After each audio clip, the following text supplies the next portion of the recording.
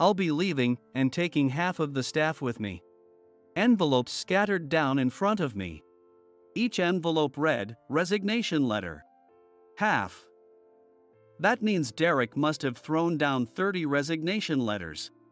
Nearly half of the employees leaving this company is a serious issue. It seems like karma finally caught up with you for deceiving us. You ignored my advice. And it turns out your father was just as bad of a CEO as I thought. Maybe his passing was just the consequence he deserved. Anyway, we'll be leaving this company. The sheer cruelty of his words left me in shock. I thought I had been taking Derek's concerns seriously all this time, but it seems nothing got through to him. Now indifferent to him and the others, I turned my back with a casual reply. Go right ahead. Huh? Did he really think I'd try to stop him? Derek's surprised voice reached my ears.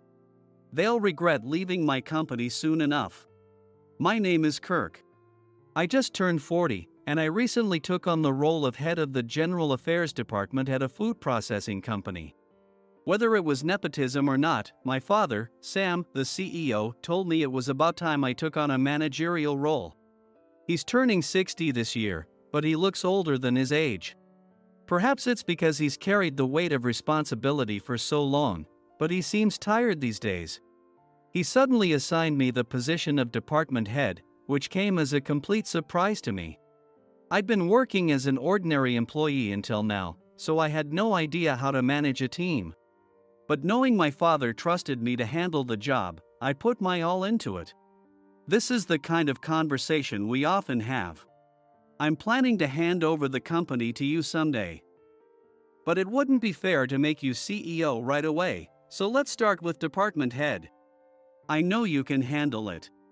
Dad, I appreciate the confidence, but I'm already swamped with department head responsibilities. I'm not sure I could handle being CEO. You'll be fine. You have plenty of dependable allies by your side. Due to fatigue, my father began making mistakes on the job, and the company's reputation suffered, which gradually led to a decline in business. At that difficult time, it was Foster Foods who extended a helping hand. Their CEO, who owed my father a favor, continued to do business with us at a discount. When the deal between our companies was made, I heard it went something like this. Many years ago, when my company was on the verge of collapsing, your father helped us out. I'm just paying back that kindness. Thank you very much. You've truly saved us. Thanks to Foster Foods' support, my father's company avoided bankruptcy. With so many other partners halting their business with us, I was overwhelmed with gratitude for Foster Foods' help. On top of that, I married Molly, the daughter of the Foster Foods CEO, thanks to a certain connection. Since then, she's supported me both personally and professionally. Given my busy days as a department head, her support was invaluable, especially as I tended to neglect my personal life. Though our marriage was based on mutual benefit, Molly and I got along well, and my days felt full and rewarding. One day, feeling a tinge of worry, I asked her, "We ended up in a marriage without love, are you really okay with that?" She looked slightly surprised, then smiled gently. There's no problem at all. I'd been struggling with a stalker, so this marriage was a godsend. Besides, I enjoy my time with you. Knowing she felt genuine affection toward me gave me a deep sense of relief. 1 year later, in the spring. That day marked the arrival of new hires at our company. Several were joining our department, and as their manager, I needed to guide them properly. Most of them were fresh out of school and inexperienced, so it was likely that they still had much to learn. My responsibility was to ensure they could fully demonstrate their abilities and avoid any missteps. Well, I'm heading out. Take care, and good luck. Oh, and if there's a call at home about the restaurant, could you send me an email on my work phone? I sent my personal phone in for repairs. So they might not know about the temporary number. Got it. The message I mentioned wasn't work-related, but a personal matter that I usually handle through my private phone. Since it was out for repair, I figured they'd likely call the home phone instead. I was a bit worried Molly might forget and call my personal number out of habit. With a final word to Molly, I headed out. I arrived at the office early to prepare as a department head. By around 8 a.m., the new hires started to arrive. We'd already met during the orientation, but I still felt a little nervous. "Good morning. Our company's future rests on your shoulders, so let's work together from today on." "Yes, absolutely." The new employees responded enthusiastically, showing great energy. Among them, one person stood out to me. "With me here, I'll make this company number one. I'm ready to give my all and contribute, so let's get to it." The confident new hire's name was Derek.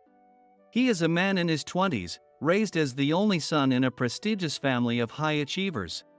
He performed exceptionally well in the company entrance exam, so there are high expectations for him, but there is also some concern. Confidence in oneself is generally a good thing, but he tends to be somewhat arrogant compared to others. He often looks down on others and sometimes imposes his opinions on them. In group work during the interview process, his tendency for dominance had been quite evident. He had been hired nonetheless, based on his strong potential, according to the interview panel. But I worried he might clash with others, something that didn't take long to happen. When assigned to organize some data, Derek promptly remarked, "This is such an outdated method. I'll come up with an efficient way to do this that'll help us get through the work faster."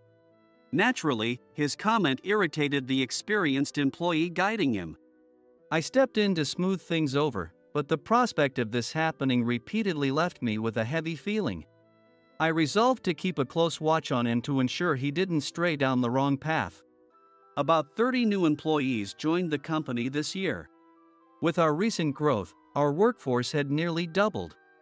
5 of the new hires were assigned to my department, and they all had somewhat strong personalities. They were bright and outspoken, but Derek tended to be overly confident and impulsive, while the other 4 had a tendency to stubbornly cling to their own ideas. Once they decided something was right, they'd stick with it, so I had to be careful when teaching them the ropes. After all, if they picked up the wrong habits, it'd be tough to correct them later. Some employees are simply more challenging to train. Though I've only been in this role for a year, I can't help but respect the other department heads who deal with this every day. This method is actually better in this case. It may seem cumbersome at first, but it's reliable. Really? To me, it feels like a waste of time. I think my way would be more efficient. I feel like Derek and I have this kind of conversation constantly. Derek, with his sharp mind, always comes up with methods that cater to highly skilled workers. But not everyone operates that way, the standard methods exist for a reason. However, no matter how much I explained, Derek seemed unwilling to listen, and his gaze grew colder with each passing day. The constant strain from this situation wore on me mentally, even if I wasn't physically exhausted. It became apparent enough that even Molly noticed my fatigue.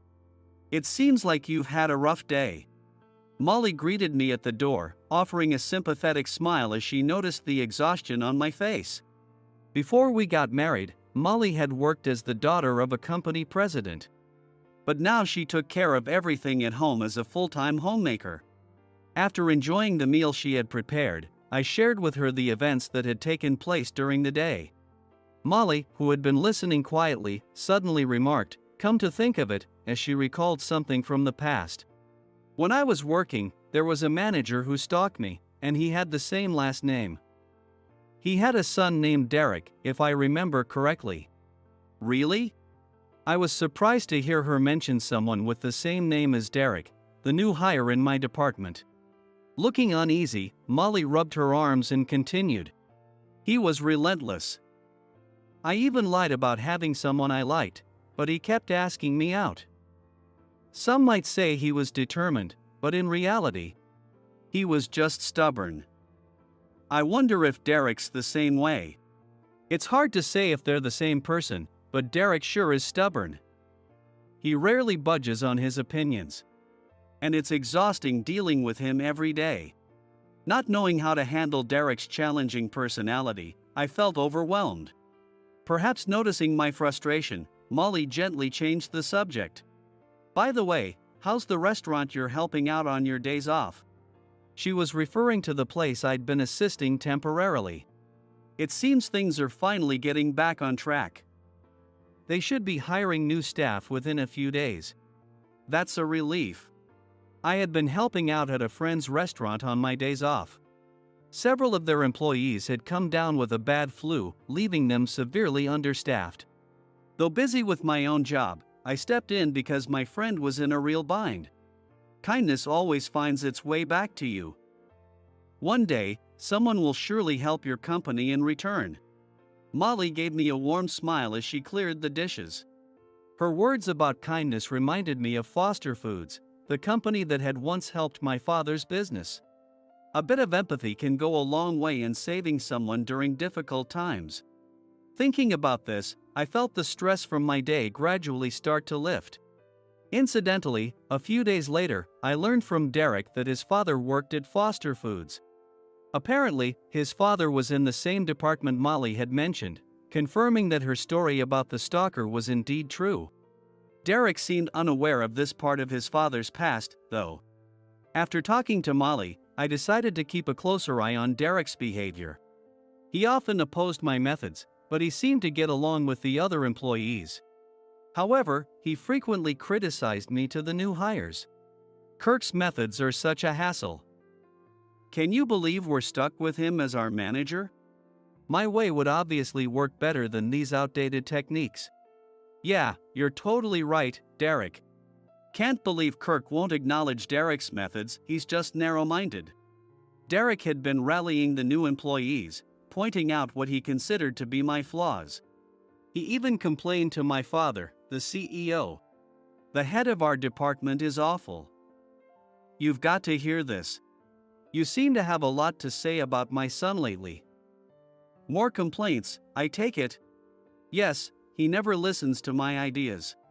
Because of that, I ended up causing trouble for my father. When he called out of concern, I was filled with a deep sense of guilt. Derek's problematic behavior will likely need to be addressed as soon as possible. At the time, I was prepared to let things go if Derek was willing to apologize. Everyone makes mistakes. I didn't want to be the kind of manager who dismisses someone without giving them a chance to improve. But then, a few months after the new hires joined, an incident occurred. It was during lunch break. Unexpectedly, Molly visited the office. Braving the summer heat, she had come to check on me, knowing I'd been extremely busy lately. "Here, I brought you some ice cream. I remember you like mint chocolate chip, right? I got 10, so please share them with the team." "Thank you. This really helps. But are you sure you're okay?" "I had something to eat at the cafe, so I'm fine." "Still, it must have been tiring. You should cool off here in the office a bit before heading back. The distance from home to the office isn't exactly close." Without a car, Molly likely took public transportation. Looking closer, I noticed she was sweating. I guided her to an empty conference room, intending to put the ice cream in the freezer. Just as I was about to leave, Molly's phone rang. "Oh, it's from your family. I wonder why they'd call my phone." Puzzled, Molly answered the call. Not wanting to interrupt, I quietly stepped out of the room. About 30 new employees came shuffling in. Leading the group at the front was Derek. Out of nowhere, he hurled an accusation at me. "Kirk, we can't work here any longer." "What?" The shock of his words left me speechless. I hadn't even had time to pick up the box of ice cream I dropped as Derek continued his tirade. It seems he'd seen me helping out at the restaurant and completely misinterpreted the situation. "The company's financial state isn't good, is it? I saw you working another job recently. Things must be so bad that you're forced to take on extra work." "No, there's a reason." I hurried to clear up his misunderstanding, but Derek quickly talked over me, as if determined to silence me. His actions made it clear that he wasn't interested in any explanation, he just wanted to drag me down. Looking at me with a smug expression, he raised his voice even more. On top of that, I heard you're in a loveless marriage and have been forcing other companies into deals to keep us afloat. My father told me everything. If that's what it takes to keep this company running, then there's no future here. Derek's father is a manager at Foster Foods, so it's possible he'd have access to certain details about our company. I don't know the exact power dynamics within that company, but given his past of stalking Molly, he might have done some digging himself. It wasn't surprising that Derek's father seemed well informed about things on our side. The other new hires nodded along in agreement, following Derek's lead as he condemned me. At that moment, another issue surfaced. Molly emerged from the conference room, her face pale. She walked up to me and whispered, "Your father collapsed. He was taken to the hospital, but he didn't make it." "What?" "Your mother thought you wouldn't be able to stay calm if she told you herself, so she called me instead." The sudden news hit me hard, and I sank to my knees as my vision went dark. The only thing keeping me grounded was the feeling of Molly's hand, gently comforting me. "Your father's last words were that he wanted you to take over the company. According to your mother, he'd been suffering from overwork for a while. He collapsed while handling work outside the office." Even Derek and his followers went silent in the face of this news. But Derek wasn't done yet. He turned to the other employees and addressed them. "I feel for him, but we need to think about our own futures. If someone like him becomes CEO, then this company has no future. Don't you all agree?" "Yeah, Derek's right. We can't make a living if we stay here." Encouraging the uncertain employees, Derek turned back to me, his voice resolute as he threw something down in my direction. "We're leaving and taking half the staff with us." A flurry of envelopes scattered in front of me. Each was marked resignation letter. Half. That meant Derek had thrown down 30 resignation letters. Losing almost half of the company's workforce would be a severe blow. "It seems like karma has finally caught up with you for deceiving us. You ignored my advice, and your father was no better. Maybe his passing was simply the punishment he deserved. We're leaving this company, and there's nothing you can do about it." I tried to face Derek seriously, but clearly, none of it had reached him. No longer caring to respond sincerely, I gave a dismissive answer and turned my back on them. "Go right ahead." "Huh? Did Derek actually expect me to try to stop him?" His baffled expression was almost comical. "Don't pretend you're not worried. I know you're panicking on the inside." Looking skeptical, Derek said this before leading the 30 employees out of the building. It appeared he hadn't been bluffing. When I checked the resignation letters he'd thrown down, I saw that each one was properly signed. But they'd come to regret this decision soon enough. No, I'd make sure of it. I'd work hard as CEO, prove myself, and show everyone, including those who left, what they missed out on. With renewed determination, I reached for the box of ice cream that had been left behind. The time spent had caused it to melt, and sticky liquid was already seeping through the cracks in the box. Several months later. Since Derek and the others had left, I'd been working alongside new employees. There were moments when I'd worried about the company's future, but things were going well. Our work was steady, and our client list was growing. Molly constantly reminded me not to overwork myself like my father had, so I reached out to various people for help. I even asked former employees to return, brought in help from a friend who owned a restaurant, and relied on every connection I had. Thanks to those efforts, the company entrusted to me by my father continued to thrive. With a major business deal underway, the company's future was looking secure. One day, the former new hires returned to the office, looking visibly uncomfortable. They bowed their heads in apology, one after another. "We're sorry. Is there any chance we could take back our resignations? The company we were supposed to join suddenly told us they didn't know who we were." It was Foster Foods. Most of those who resigned planned to join Foster Foods Company. This was something they casually mentioned when they were leaving this company. But since Foster Foods had a close relationship with me, they hadn't accepted those who'd chosen to abandon my company. Derek should have been aware of this, but he likely kept it to himself, prioritizing his desire to harm my reputation over being honest with the others. Those who left, thinking Foster Foods was waiting for them, had been played by Derek's manipulations. We're truly sorry. Could you possibly take us back? Please. Among those apologizing, one person stood out, looking particularly uneasy. It was Derek. But unlike the others, his expression wasn't one of apology, he was glaring at me with unmistakable resentment. Derek was clearly hostile. Your performance in our interview was poor, Derek. But I understood that as new graduates, you'd have your weaknesses, and I hired you despite them. Other companies simply weren't as forgiving. No, that can't be. Derek's face twisted in disbelief, and he muttered, "This has to be a lie," before storming toward me. Hey, you must have done something. This is all your fault, isn't it? I quietly stepped aside to avoid him and turned my attention to the others, who continued to apologize. Are you all serious about making a fresh start here? Yes, we've come back to make up for our mistakes. After seeing how other companies operate, we realized this was the best place for us. People make mistakes.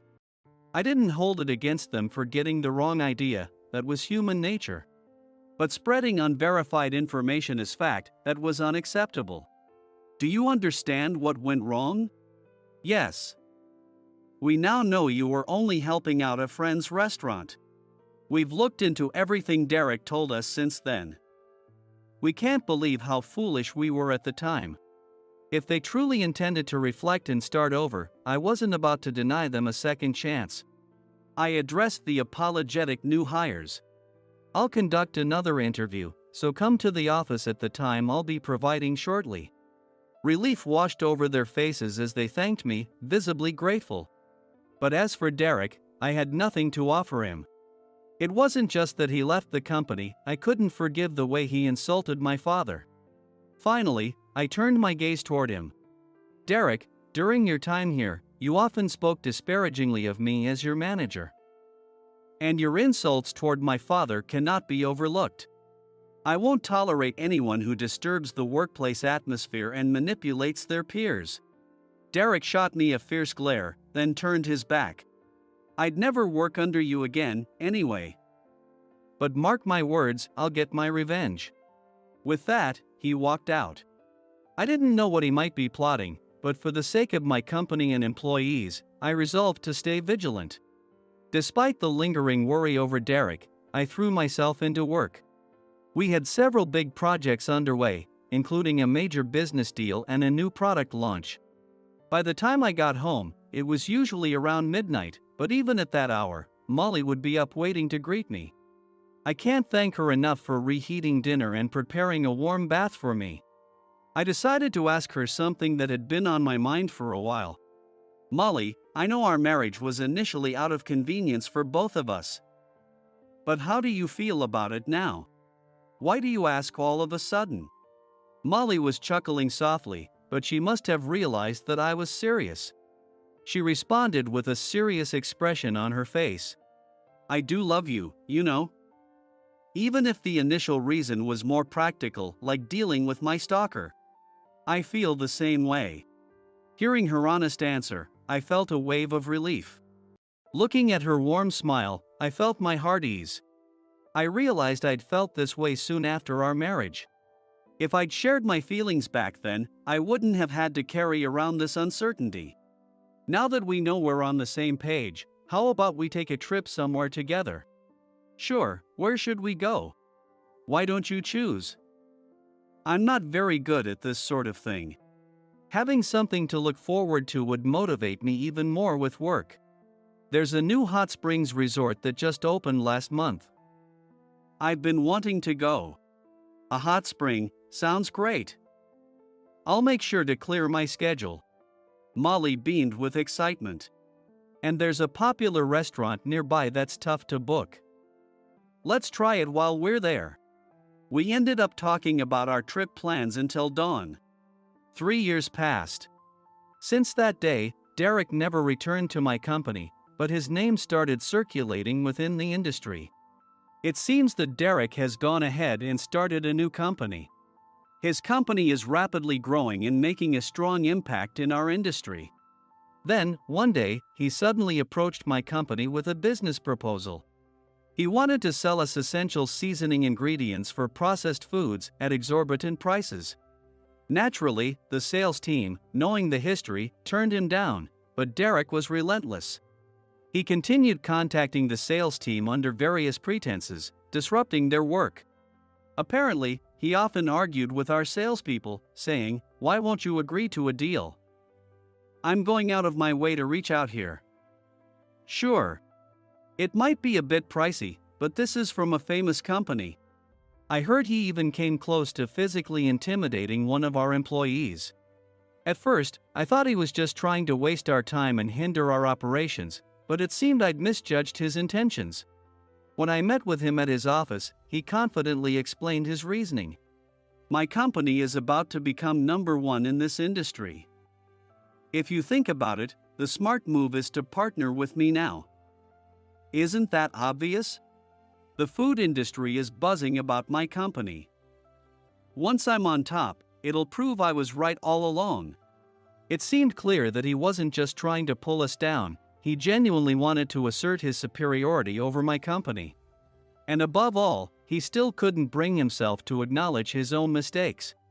It would have been ideal to secure a deal with such a promising company, but I turned it down. The reason was that the employees at his company looked completely lifeless. Watching them walk down the hallways with pale faces and blank expressions, I realized this company had no future. And as it turned out, my intuition was right. Derek's rapidly growing company hit a major decline at one point. One by one, employees started quitting, and the business couldn't stay afloat. Apparently, Derek's approach was extremely forceful, and he was making his employees work to the breaking point. Former employees, now working elsewhere, mentioned that working there felt like being in a black company, a term for toxic workplaces. Nobody could keep up with the endless hours Derek demanded, and eventually, they all left. Now, his company is on the brink of bankruptcy. However, it seems Derek couldn't understand why this was happening. He even went to the homes of those who left, trying to persuade them to come back. Despite his efforts, not a single person returned. Then one day, I happened to run into Derek wandering aimlessly through town, so I decided to have a talk with him. "Derek, can we talk for a bit?" "What, did you just come here to mock me?" "Not at all. Let's sit in that nearby park and talk." We walked over to a park bench and sat down. Since we weren't on friendly terms for idle chit-chat, I got straight to the point. "You don't understand the value of people because you only see them as pieces on a board for your own use." I told him what I'd felt for a long time. Derek looked at me, surprised. "What did you just say? Also, you're too convinced that your way is the only right one. There's wisdom to be learned from others' methods." "So, you're saying I was foolish?" He probably hadn't realized his own flaws until now. I could see the irritation as he ran his hands through his hair. "So you're saying I should just lower myself to accommodate foolish people?" "That's not it. It means you should respect other people's ways and not force your own approach on everyone. Not everyone has the same abilities. So basically, you're saying my failure is my own fault." With a self-deprecating tone, Derek muttered that he should have paused to reflect before things got to this point. But because he couldn't recognize his own shortcomings, this was the result. Looking downcast, Derek murmured quietly, "Why did you even bother talking to me?" "Because you're still young. You can start over. It would be a waste to let this be the end." After a brief moment of thought, Derek wiped his eyes and stood up. "I shouldn't be sitting here. I need to get back and turn things around." Seeing a hint of life back in his expression, I simply nodded. I'm glad to hear that. I hoped my words had given him a little bit of encouragement. Afterward, Derek seemed to struggle quite a bit. But he changed his attitude, hired new employees, and managed to avoid bankruptcy. He even visited my company with a box of sweets to apologize. Back then, I was wrong to deceive people into quitting for my own gain. I'm truly sorry. At first, the former employees who joined my company were angry, but most of them have now forgiven him. I think Derek will be fine now. He should be able to work while genuinely caring for his employees. I hope he builds a good company from here on. As for me, with things at my company calming down, I decided to go on a date with Molly. We'd lived without really speaking honestly with each other, so there's a lot I want to discuss. The day before our date, as I finished work early to head home, the employees called out to me. Good luck on your date with your wife tomorrow. Thank you for all your hard work. Enjoy yourselves. Thank you all for your help, too. Make sure you all take breaks when you need them. It's easy to grow arrogant when you're in a position of power, but I resolved to keep myself grounded and always value my employees. With that thought in mind, I set off, feeling excited for my date with Molly.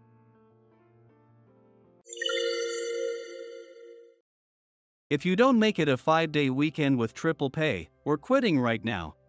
6 employees, who all joined the company through board connections, slammed resignation letters on my desk. They're saying they want to quit because of me. If that happens, the company could hold me responsible. They involved the executives to impose a harsher punishment on me than necessary, allowing the nepotism hires to feel satisfied with the decision and withdraw their resignations, staying with the company. This is the true aim of these nepotism hires. It seems they've really taken a dislike to me. They must be looking forward to seeing me panic after getting 6 resignation letters all at once. But I don't flinch at stuff like this. Alright, then. I'll hold on to these. I'll double-check with our president, Mr. Morris, but I doubt he'll go for such outrageous demands. So it looks like you'll all be leaving. What? You think you can just let us quit? Is there a problem with that? This is ridiculous. I'm going straight to Mr. Morris about this. Seeing I didn't react as they'd expected, the nepotism hires start to get frustrated. But even if they take this to Mr. Morris, the answer will be the same. Right in front of them, I call Mr. Morris. Understood, I'll accept all of them.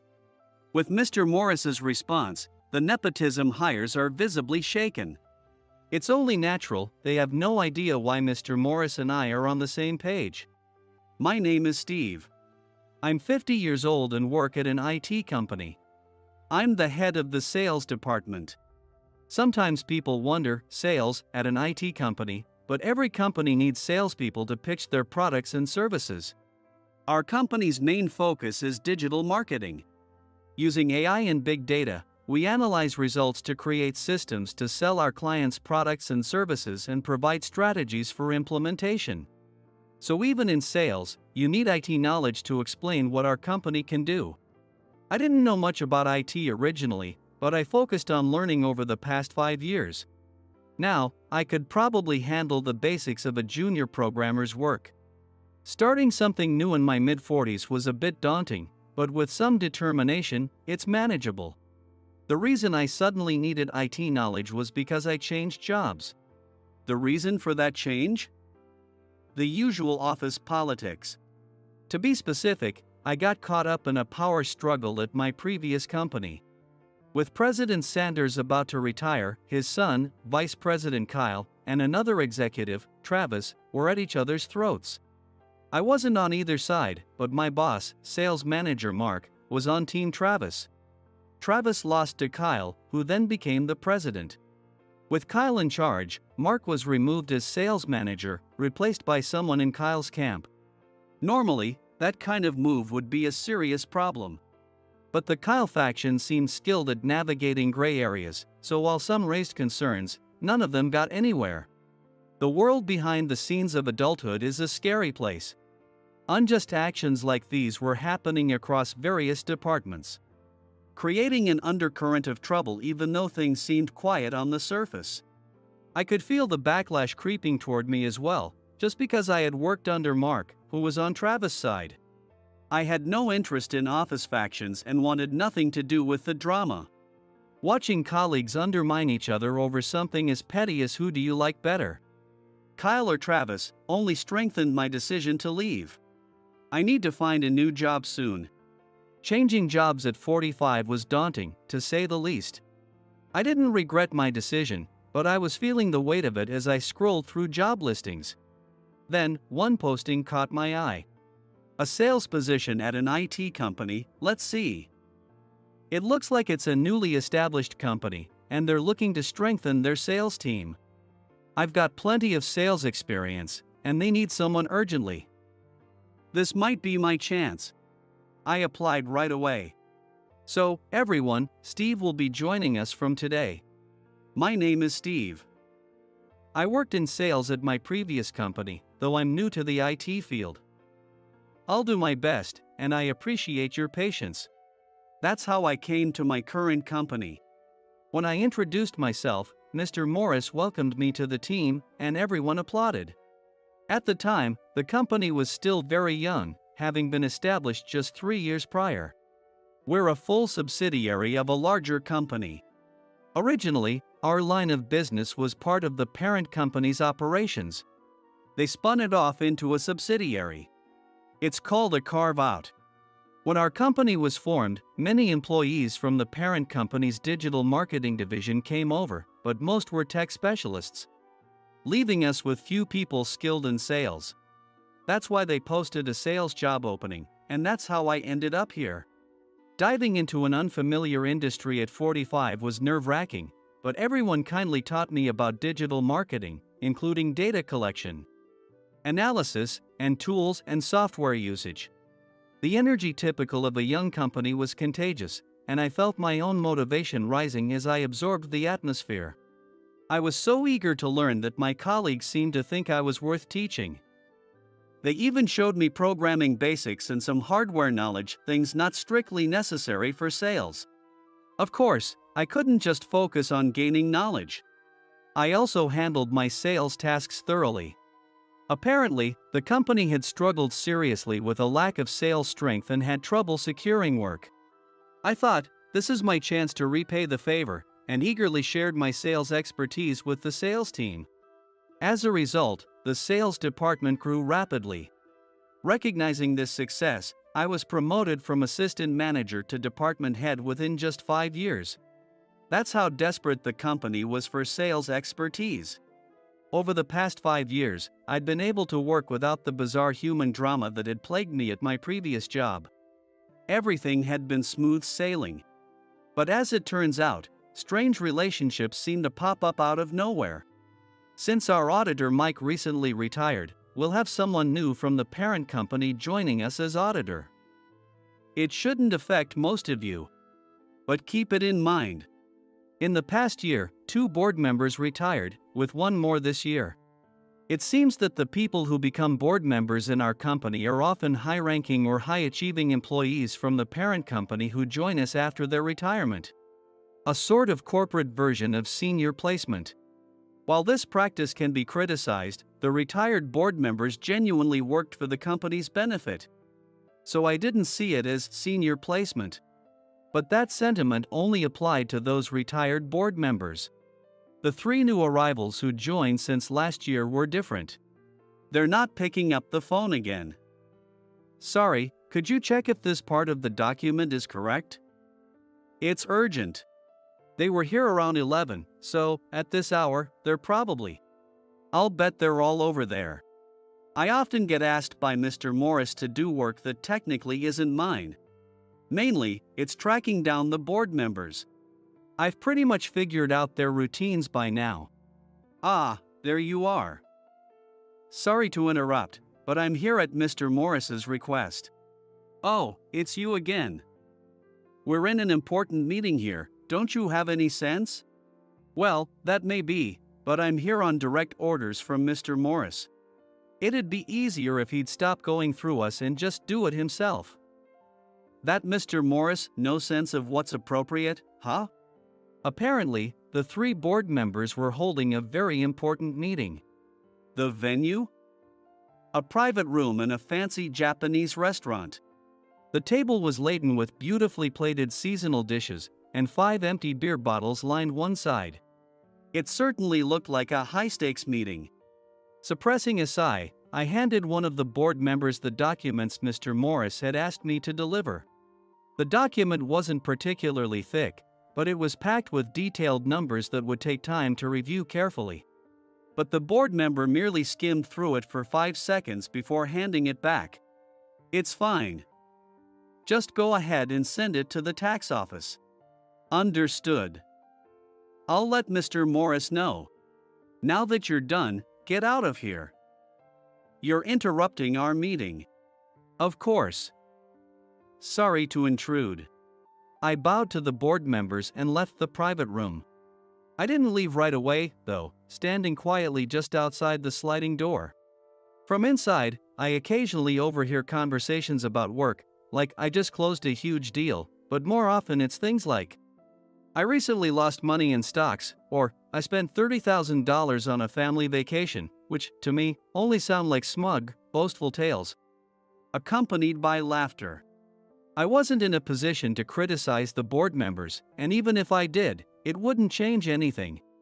Eventually, I quietly stepped away from the room. The new board members have been doing whatever they want since they arrived. For starters, they rarely come to the office. Since they're on a delegation contract, not as employees. They aren't obligated to keep regular hours like the rest of us. So, simply not coming to the office isn't an issue in itself. The previous board members would also come and go. But they were diligent about their work. These new board members, however, are different.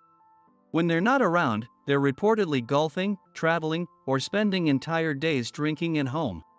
When they occasionally come to the office, it's usually just before noon, and soon after, the three executives head out together. Their destination is often an upscale restaurant, where they enjoy food and drinks under the guise of a meeting.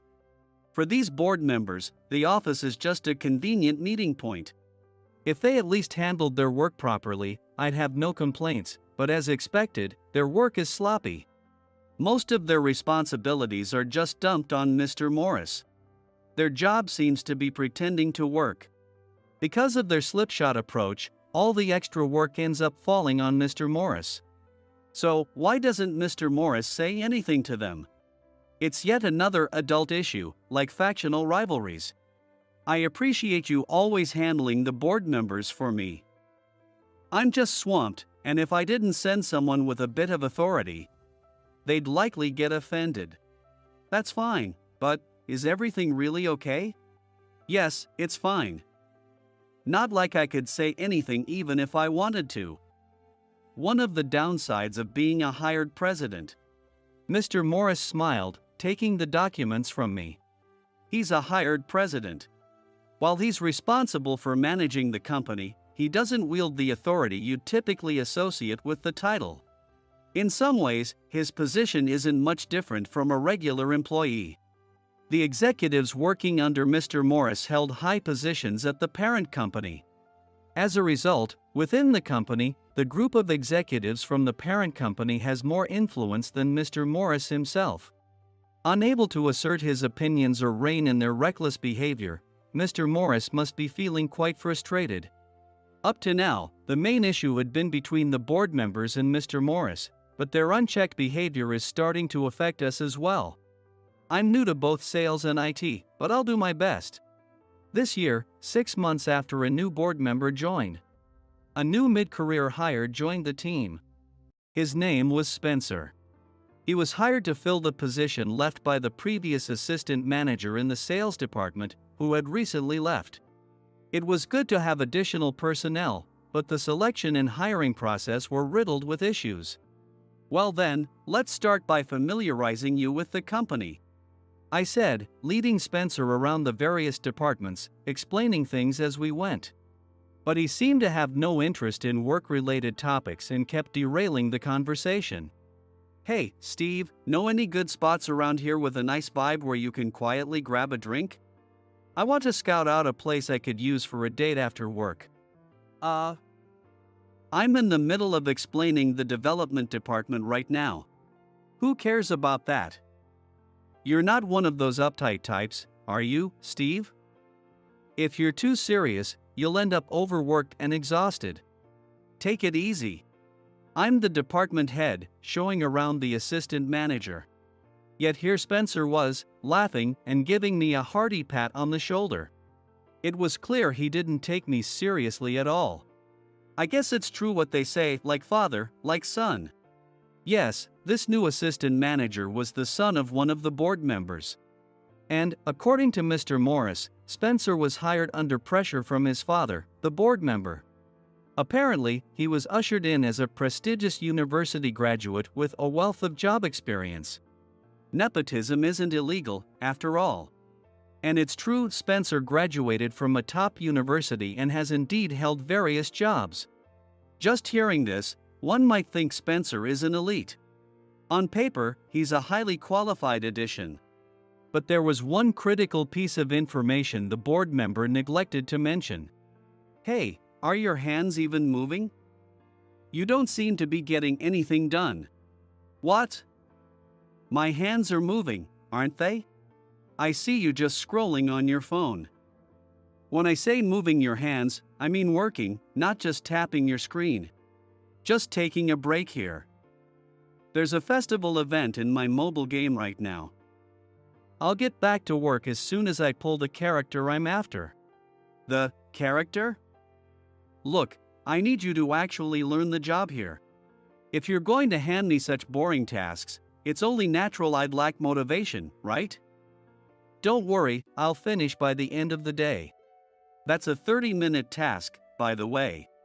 Oh, come on, Steve, you're ruining my luck here. I haven't even hit a single featured pull. If you keep bugging me, I'll tell my dad you're distracting me while I'm trying to focus. I was at a loss for words, finding it exhausting even to respond. To help Spencer get accustomed to his job, I gave him something simple, the kind of task even new hires could handle. Yet he dismissed it as boring work. Apparently, a wealth of job experience meant that he'd simply drifted from one job to the next. The reason he'd bounced around jobs was obvious. With a father in a high-ranking position at a company and a degree from a prestigious university, Spencer developed a rather prideful personality. He likely displays the same attitude wherever he works, repeatedly quitting with claims like, "They're not making the most of my talents." He seemed to view himself as an elite, but his lack of tenure in any job meant he probably hadn't developed any real skills or experience. Was someone like that really suited to be in a management role? I finally consulted with Mr. Morris. I'm on the same page as you, but, well, because of his father, right? Exactly. The assistant manager position is open, so let's put my son in it. That's how he ended up hired at that level. If we were to remove him from the role now, well, you can imagine. That would be a nightmare. Mr. Morris and I had no choice but to put up with it for now. I could still correct Spencer's behavior here and there, but making a big deal out of it was best avoided. The less I intervened, the more Spencer seemed to take after the board members. Good morning. Sorry, I got carried away last night with some friends. Spencer strolled in at 11:30 a.m. And, despite it not yet being lunchtime, he immediately started eating. Hey! What? Are you going to tell me to get to work? If I start now, I'll just be interrupted by the lunch break, and that's not efficient. It's better to skip the morning and concentrate in the afternoon, don't you think? In the end, Spencer devoted his afternoon to playing mobile games on his phone. Spencer's behavior was clearly bringing down morale around the office. The impact on me, as someone who had to interact with him directly, was especially harsh. I could feel the mental exhaustion creeping in. As if Spencer alone wasn't enough, others just like him began to spring up. I'll be joining the system support department. I'm excited to finally try a job I've been interested in. A few months after Spencer joined, a new mid-career hire was brought in. The system support department hadn't actually needed more people. Yet, they hired someone with no experience in IT and minimal knowledge of the field. This was another board member's connection. Apparently, one board member thought, if that person's son could be brought in, then so can mine, and pushed to get their own child in the door. While this new hire wasn't given a management position, I knew the struggles that came with managing nepotism hires. Of course, the third board member wasn't about to stay quiet. Thus, a third connection hire joined the company. I figured this had to be the limit, but it seemed the board members and connection hires' mindset was well beyond anything I could have imagined. Meet my girlfriend. She said she was bored with her last job, so I told her, why not join us here? Spencer had his girlfriend brought in through his father's influence, as casually as if he were inviting her to his own home. At this point, anything went. The nepotism hire in the system support department then brought in a friend. This friend, apparently the son of a CEO from another company, was hired under the pretext that it would establish a business connection. And the final straw. I'll be joining the General Affairs Department. This is my first time in an office job, so I don't know much. But I look forward to learning. A young woman in her early 20s, not a relative of any board member, was brought in. According to Mr. Morris, she was a regular at one of the board members' favorite places. In this case, I couldn't see any logic or adult considerations behind the hire. Allegedly, she'd once mentioned, working at an IT company sounds cool. I'd love to be able to say that. So, the board member had said, then join us. I have no prejudice against people who work in the nightlife industry. However, it was obvious this young woman was here purely on a whim.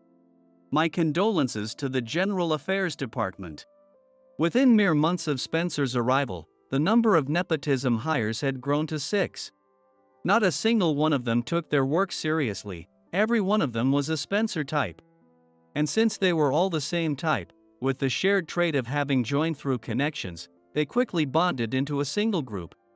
The kind of people who, once grouped, become emboldened, the nepotism hires' behavior only became worse. All right, good work, everyone. One day, just past closing time, I heard loud voices coming from a meeting room that wasn't supposed to be in use. I had a pretty good idea of what was going on, but I had to check to be sure. With a heavy feeling in my chest, I stood up from my chair and headed toward the meeting room. Oh, Steve. Great to see you. What are you guys doing? Just having a little party. Everyone wanted different things to eat, so we all picked up what we wanted and decided to have some drinks here. The large table in the meeting room was covered with pizza, fried chicken, something that looked like Korean food, all giving off a delicious aroma. They also had a wide variety of alcoholic drinks. It was quite the party. The only issue was that it was taking place in a company meeting room. Hey, Steve, want to join us for a bit? No, thanks. I still have work to do. Ah, you're as serious as ever. There are still people working around here. Try to keep it down. Yeah, we got it. Already drained from dealing with these nepotism hires, I left the meeting room in a sort of mental autopilot. For now, I figured that was all I could do. In the end, the boisterous laughter of the nepotism hires repeatedly echoed through the walls of the meeting room. And things on the worksite continued to go downhill. Spencer, do you have the materials I asked for? Not yet. Don't say that like it's no big deal. I told you before, this kind of simple work just doesn't motivate me. I mean, I'm an assistant manager. When am I going to get a real task? I thought I was assigning Spencer work that matched his actual abilities rather than his title, but he clearly didn't appreciate it. Knowing he likely wouldn't get the work done, I'd quietly assign the same task to another team member as backup. As things stood, Spencer was contributing nothing. But as a manager, part of my job is to utilize our team effectively. So, I decided to give Spencer a slightly more challenging task, just to see how he'd handle it. Fine. We have a major negotiation coming up soon. How about you prepare the sales materials for it? We've already assigned the lead. So you won't be involved in the actual negotiations, but if your materials are good, we'll use them. It's an important presentation for a major deal. That's more like it. I've been waiting for something like this. Alright then, here's the client's information, this is research on the industry, and here are the compiled client requests. You don't have to explain everything in such detail. Okay, if you're sure. You've got 5 days, so take your time and do it thoroughly. Spencer seemed genuinely excited to dive into the task, like a kid with a new toy. As for the sales materials, I'd already completed them myself. If Spencer managed to make something better, I'd genuinely use his version, but given his history of job hopping, I doubted it. Still, he did graduate from a prestigious university. So he might surprise me and create at least a part that's better than mine. If that happened, I'd simply incorporate that section. Having his work used for a major negotiation could boost his confidence and maybe even lead him to take his work more seriously. And if he couldn't complete it, he might at least realize his own limitations and reflect. Whatever the outcome, it should benefit Spencer in some way. At least, that's what I'd hoped. But I'd underestimated Spencer's unique way of thinking. What does this term even mean? Wait, does this mean that messes up this entire section? Oh, come on. At first, Spencer had eagerly started working on the project, but by the next day, he was muttering complaints, scratching his head in frustration. His skill level was barely above that of a fresh graduate. It looked like this task would indeed lead him to reflect on his capabilities. Hey, are you doing all right? I'm fine. No need to rush me. I tried to offer some help, but Spencer seemed trapped by his own bravado, unable to admit he might need assistance. Even if he couldn't finish, I'd already done the work myself, so there was no real risk. I decided to just let things play out. 4 days after assigning Spencer the task, I noticed he wasn't at his desk right after closing time. Where could he have gone? Just then, I heard loud voices coming from the meeting room. It seemed the nepotism hires were holding yet another drinking party. Did Spencer really have time for this? It was time to step in. I stood up and made my way to the meeting room. As I reached for the door handle, I heard Spencer's voice through the door, making me pause. When I asked for a real task, he handed me one with the difficulty cranked to max. No way that's a 5-day task. And he has the nerve to ask me if I'm alright, trying to provoke me. Can't he assign work at a more reasonable level? With a more realistic schedule? When you push people too hard, they just end up making mistakes. This is definitely some kind of harassment. Guess it's the tall poppy thing, right? Spencer, you're an elite, after all, graduating from a top university. Is harassment still a thing these days? That guy's so narrow-minded, probably has the emotional depth of a bottle cap. Exactly. People like that need to face consequences. Are you going to ask your dad to deal with him? I'd love to, but my dad's hardly ever here, right? I've been waiting the past 4 days, but he hasn't shown up. So I haven't been able to bring it up. Can't you call him? He's not picking up. Probably off on another overseas trip with mom or something. Looks like Steve's punishment will have to wait, then. Well, I've been thinking. Hearing Spencer's scheme, I felt a fresh wave of exhaustion wash over me. I had endured his self-indulgent behavior, even tried my best to get him to take his work seriously. But now, he'd interpreted every simple task I assigned and every slightly challenging project as deliberate harassment. I was left with a strange mix of disappointment and anger. And on top of that, he was planning to go through the board to try and punish me for imagined slights. The other nepotism hires seemed to be on the same page as him. Their mindset wasn't just out of left field, it was practically orbiting the moon.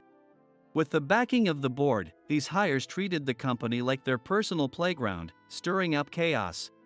I'd hoped there was still a path forward for them, but it was clear now that no such path was needed. Soon enough, their backing would be removed, and they'd get a taste of the real world. Back at my desk, I picked up the phone. The next day, while I was working, the 6 nepotism hires lined up in front of my desk. They all have smirks on their faces, each holding a resignation letter in their hand. I already knew what they were going to say, having overheard their plans in the meeting room yesterday. If you don't make it a 5-day weekend with triple pay, we're quitting right now. At Spencer's Q, they slammed their resignation letters onto my desk. The nepotism hires from other departments were here too, likely to create the appearance that 6 employees want to quit because of me. If they could pull that off, I'd be held responsible. Then, with the board's intervention, they'd impose a harsher punishment on me, which would allow the nepotism hires to graciously withdraw their resignations and stay. As long as they submitted the letters, the board would handle the rest, so the reason didn't matter. They'd chosen an absurd demand like 5-day weekends with triple pay, knowing it would never be granted. Just as they'd planned yesterday. I'm sure they were waiting for me to panic, faced with 6 resignation letters all at once. But I wouldn't give them the satisfaction. Understood. I'll hold on to these for now. I'll check with Mr. Morris, but I don't think this demand will be approved. So you'll all likely end up resigning. What? Do you understand what these resignations mean? All of us will be gone. If the demands aren't met, you're resigning, right? Isn't that what you wanted? Is there a problem? No, I mean, are you okay with us leaving? I'm a board member's son, and everyone here has their own board member looking out for them. If you let us quit, I'll have my dad revoke our resignations and make sure you're fired instead. Feel free to do so, if you can. You really don't get it, do you? This is pointless. I'll just go straight to Mr. Morris. He's my dad's puppet anyway, so he'll listen to me. No need to make a fuss. Mr. Morris has been swamped, so let me just give him a call for you. I picked up my desk phone and dialed with the speaker on so the nepotism hires could hear. Hello, Mr. Morris, sorry to bother you when you're so busy. This is about what we discussed over the phone yesterday evening. Oh, you mean Spencer and the others' resignations? What? They submitted resignations, saying they want 5-day weekends and triple pay, and I'm holding on to them now. What would you like me to do? Got it, let's accept them all. Hand the resignation letters to HR. Understood. How's everything on your end? Busy with all the follow-up, but nothing unmanageable. All right then. I'll proceed as we discussed. Yep, I'll leave it in your hands. Ending the call, I gently placed the receiver down. And I looked up at the nepotism hires. They couldn't hide their shock. I could tell they had a lot of questions for me. As their manager, I thought I'd answer them thoroughly. How did he know about our plan yesterday? I heard your little scheme outside the meeting room. You were talking so loud it was impossible not to overhear. I figured since you're planning to have your fathers back you up, you didn't care who overheard. So that's why you called Mr. Morris yesterday. But why would he accept our resignations so easily? He's supposed to be our dad's puppet. There's no way he'd actually let us quit. What if your dads were no longer around? What? My dad, gone? The official announcement is still coming, but yeah, all your fathers have been dismissed from the board. What? My dad. I don't have all the details yet, but one of them landed a big contract for the company without consulting the board and accepted it unilaterally. He reportedly said, "It's a big deal, what's the problem?"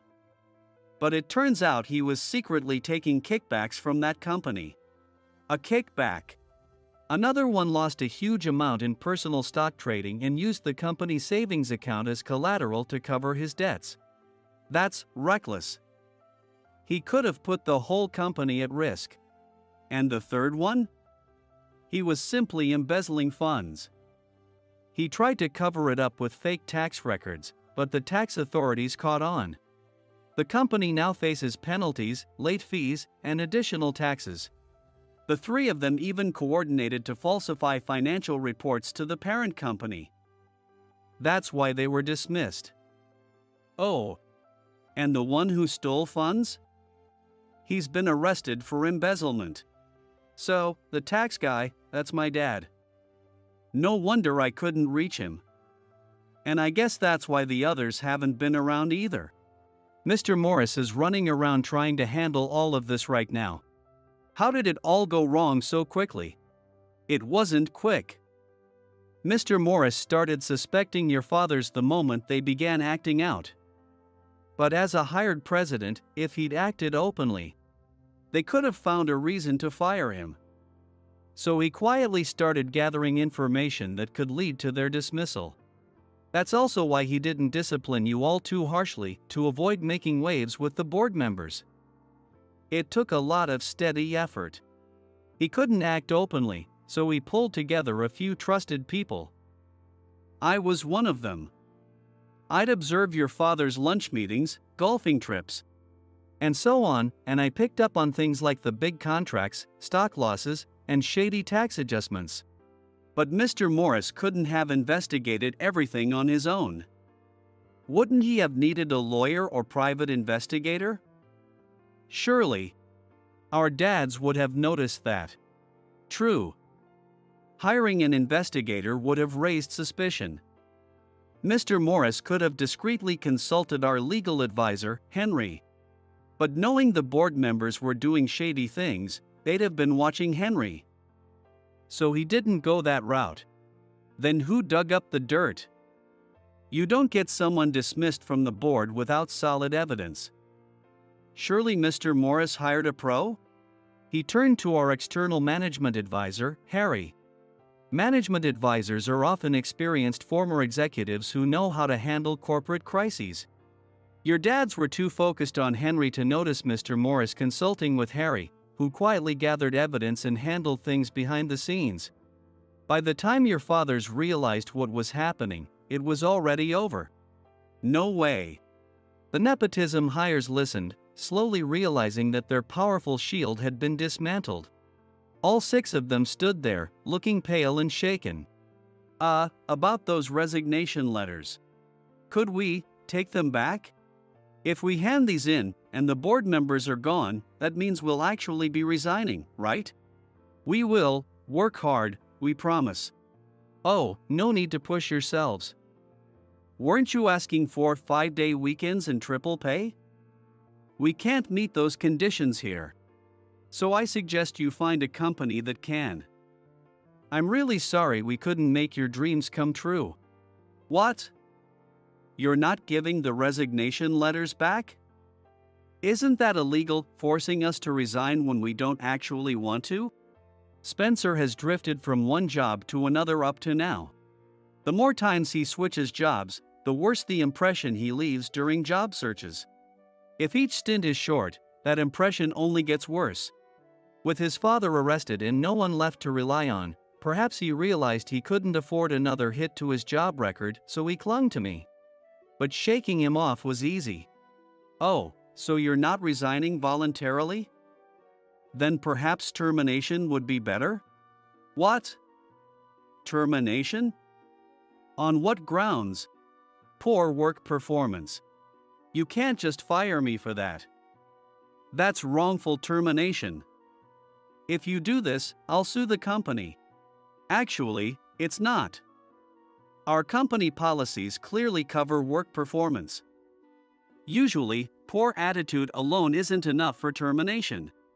But you came in late, didn't complete tasks, and threw parties in the meeting room. I think the evidence speaks for itself. Any claim of wrongful termination wouldn't stand up. You've got to be kidding. No, I'm quite serious. Leaving voluntarily will look better on your record, wouldn't it? I'll take these resignation letters to HR. None of you have any work to hand over, so don't worry about coming in tomorrow. I stood up and made my way to HR. Behind me, the nepotism hires slumped in defeat, some staring at the ceiling, others looking down. The next day, I arrived at work to find parts of the office trashed. Apparently, Spencer had vandalized it out of spite. The security cameras had captured everything. Of course, Spencer was arrested. He even looked at the cameras a few times, so he clearly intended to get caught.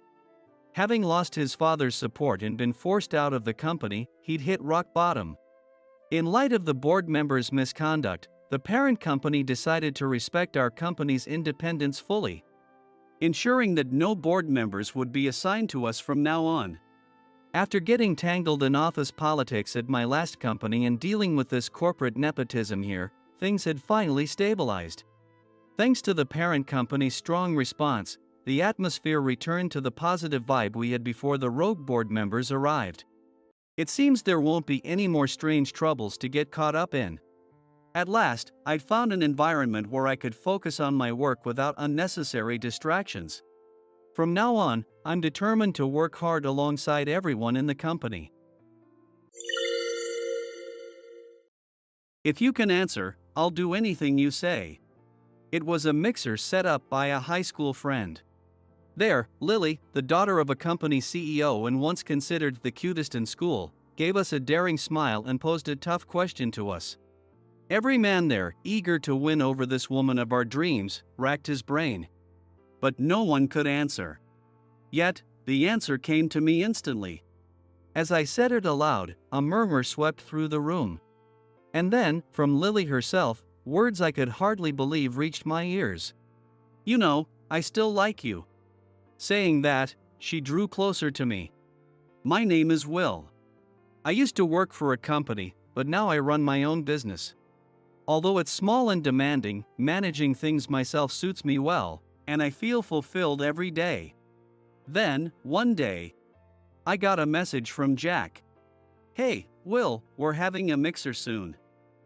You're coming, too." "Huh?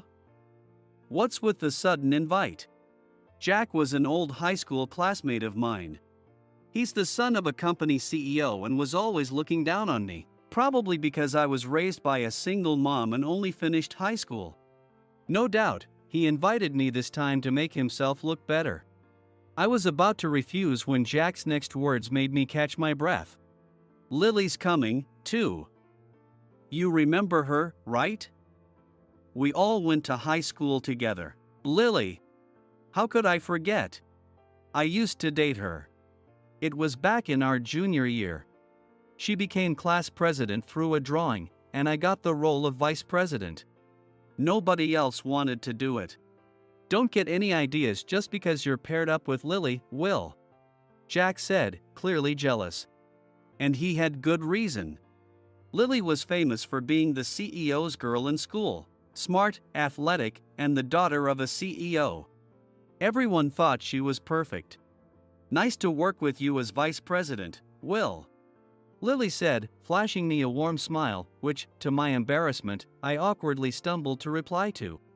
Even though I probably didn't make the best first impression, Lily continued to be friendly with me afterward. As someone who struggled with social interactions, I was genuinely grateful for that. Working together on class projects, I noticed her curiosity was endless. Even in the middle of tasks given by teachers or classmates, if something caught her interest, she'd drop everything and dive right into it. For instance, she'd get curious about why different types of cicadas have unique sounds, suddenly start solving a complex math problem, begin researching historical events like the Shays' Rebellion, or even practice Morse code and teach it to me so we could exchange messages that way. Naturally, as vice president, I often picked up whatever tasks she'd abandoned. But I didn't mind at all. "Listen, Will. Cicadas' sounds vary because of differences in their abdominal cavity size and the way their abdominal plates move." She would come to me, practically glowing with excitement, eager to share whatever she'd just discovered. Her eyes sparkled as if she'd made some groundbreaking discovery, and seeing her like that was so endearing that it was no wonder I fell for her. As long as she was happy, I didn't mind picking up the slack. I never planned to confess my feelings. She was way out of my league, just watching her light up was enough for me. Then, to my astonishment, she confessed to me, and we started dating. The news spread through school like wildfire.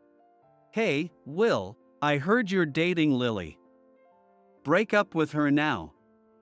She's a perfect daughter of a CEO, acing school and sports. While you're nothing but a kid from a single-parent household with no particular skills. Surely, you understand you're in completely different worlds?" Jack had always been direct with his jabs like that.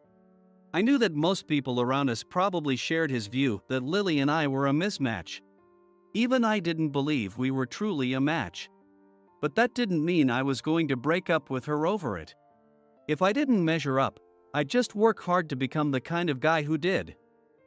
I threw myself into studying, sports, and the responsibilities of being vice president. But all that effort didn't pay off. "Will, I want to break up." It was less than 3 months into our relationship when Lily said those words. It hurt, but somewhere deep down, I wasn't entirely surprised. "I see," I replied. "But could you tell me why?" "I need to make sense of it. Because we live in different worlds." She spoke hesitantly, looking down as she struggled to find the words. All I could say was, "All right," and then I walked away. We continued working on committee tasks together, but from then on, she never abandoned her duties halfway through like before. And we never really spoke again. Another year passed, and when we became seniors, we ended up in different classes. Eventually, we stopped even catching each other's eye.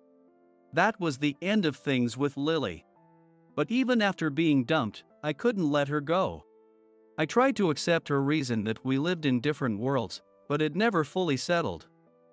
Even now, a decade later, she still lingers in my mind.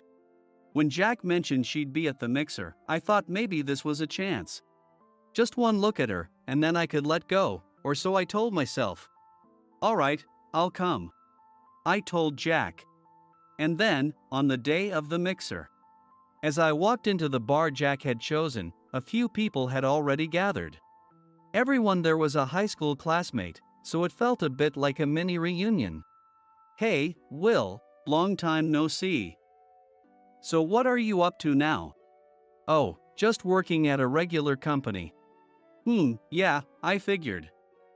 Guess you didn't make it to college, huh? Kinda limits your options, doesn't it?" After a bit of small talk, everyone drifted back into their own conversations. Not that I expected anyone to be all that interested in me anyway, so I just shrugged it off. "Hey, Jack." "Lily." One of the group members waved toward the entrance. I took a deep breath, bracing myself as I looked over. And I couldn't look away. 10 years had only made Lily more stunning. Everyone in the bar couldn't help but be mesmerized by her. Seeing Jack beside her, escorting her in, I couldn't help but feel a twinge of jealousy. I came here to put an end to things, yet seeing her now was only making me fall all over again. I quickly shifted my gaze away. With Lily's arrival, everyone was finally here, and the mixer began. But soon enough, it became Lily's show. Every guy there was vying to talk to her, while the women sipped their drinks, sighing, "This is so boring." "Hey, Jack, you came in with Lily, didn't you? Did you just happen to run into her at the entrance?" One of the guys suddenly asked Jack. Jack's face lit up with satisfaction, as if he'd been waiting for the chance to answer. "My company and Lily's are partners. That's how we got to know each other, both being children of CEOs, you know," he added, stressing the last part. Jack looked at me and widened his eyes in feigned surprise. "Oh, so you actually came, Will. I did get your RSVP, but honestly, I thought you'd get cold feet at the last minute and bail." I sighed inwardly. Some things never change. To everyone's surprise, Lily leaned into Jack, feigning a sympathetic look. Now, Jack, don't be mean. I bet he's been single ever since I dated him back in high school. He's probably just desperate. True enough. But honestly, what kind of woman would want a guy from a single-parent household with no real talents? Jack's words didn't faze me, but hearing Lily say something like that hurt. Sure, her beauty had only grown over the years, but it seemed her personality hadn't fared as well. Feeling a pang of disappointment, I tried to see this as a chance to finally let her go for good. Hey, I've got an idea. Let's play a game, Lily suggested. We'll draw lots, and the person who pulls the winning ticket gets to ask a question. If anyone can answer, the questioner has to do whatever they say. But if no one can answer, the questioner gets to give everyone an order. Everyone agreed with Lily's suggestion, saying, "Sounds fun." Caught up in the atmosphere, I ended up joining in as well. A few safe questions were asked, with those who answered giving mild orders like reveal who you had a crush on in high school or sing a popular song. Then Lily drew the winning lot. I could feel the men around me hold their breath. She studied the winning ticket for a moment, then gave a sly smile. All right, here's my question. There's a book with one torn page. If you add up the numbers of the remaining pages, they total 15,000. So, which page is missing? Silence fell over the group. The women quickly admitted defeat, while the men hunched over, curiously trying to solve the puzzle. Looks like this could take a while. All right, I'll give you all just one more minute, Lily announced. When Lily said that, the men exclaimed, "What?" and began scratching their heads. Aren't you going to try, Will? Oh, wait, sorry. I bet this one's a bit too hard for you. You probably gave up from the start, didn't you? Lily's fingers tapped a rhythm on the table. I noticed the pattern and immediately began running calculations in my head. The missing pages are 25 and 26. Correct, she replied with a satisfied nod. All the men went pale. What? No way. How did you figure it out? Jack demanded, practically lunging at me. I jotted down the equation on a napkin and showed them. Everyone there nodded in understanding, murmuring, "I see." The women, suddenly intrigued, gathered around me. Will, that's amazing. You worked out that formula, and in your head, no less, with only a minute to spare. I was a bit at a loss, having gone from nearly invisible to suddenly at the center of attention. All right, Lily interrupted. The winner gets to give me an order. So, Will, what would you like me to do? Come with me. All right, then. Looks like we're off, everyone. See you around. Lily and I each got our things together and stepped out of the bar. I noticed Jack glaring at me, clearly frustrated, but I ignored him. Outside, the night had fully settled in, the streets quiet and bathed in the soft glow of streetlights. We headed to a nearby cafe. Its quiet atmosphere perfect at this late hour. Will, you're just as smart as ever, Lily said with a smile after we ordered coffee and dessert. I sighed. That question, it was deliberate, wasn't it? You knew I'd remember it from back when you taught me how to solve it. Of course. But I had to take a gamble on whether you'd still remember. She looked delighted, her eyes gleaming as she glanced at the apple pie on the table. I'd thought her personality had changed for the worse, but I'd been wrong. She hadn't changed at all.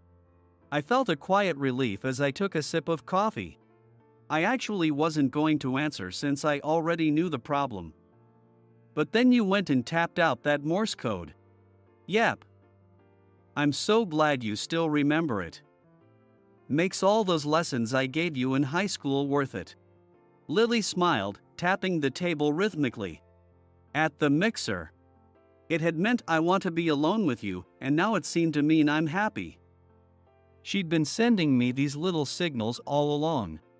So, what's this all about? You went to all that trouble. Seems like it's something Jack can't hear? That's right. Well, Will, I still like you. What? I couldn't believe what I was hearing. But her serious gaze confirmed it wasn't a joke. My heart started racing, and I could feel my face heating up. Still. What do you mean? You were the one who ended things back then. That's true. But. She bit her lip and looked down, hesitating. Just then, her phone buzzed with an incoming call. I have to go. Will, let's exchange contact info. Huh? Why? Because I told you I still like you. She repeated the words, making my face flush even more. I couldn't help but chuckle as we swapped contacts. Well, see you around. She winked at me, finishing her apple pie and tea in no time, then left the cafe. I let out a long sigh. I took a sip of coffee, hoping it would help me calm down. But every time I looked at Lily's name, now added in my messaging app, I couldn't relax at all. A few days later, a message popped up from Lily. Do you want to go to the new theme park in the next town? She sent a picture of 2 tickets, and I knew right away there was no room for a no. It was just like when we dated before. Back then, she'd pick a date location like, or going to the museum. Buy the tickets, and leave me no choice but to go along. Feeling a rush of nostalgia, I couldn't help but smile. Sunday arrived with clear skies. The perfect weather for a theme park. We'd agreed to meet at 10 a.m., but Lily hadn't shown up, even as the hour passed. I was just starting to worry that something had happened when I saw her rushing toward me. Sorry for the wait, Will. You okay? Did the train get delayed? No, it's not that. I couldn't finish some work yesterday, so I had to stop by the office.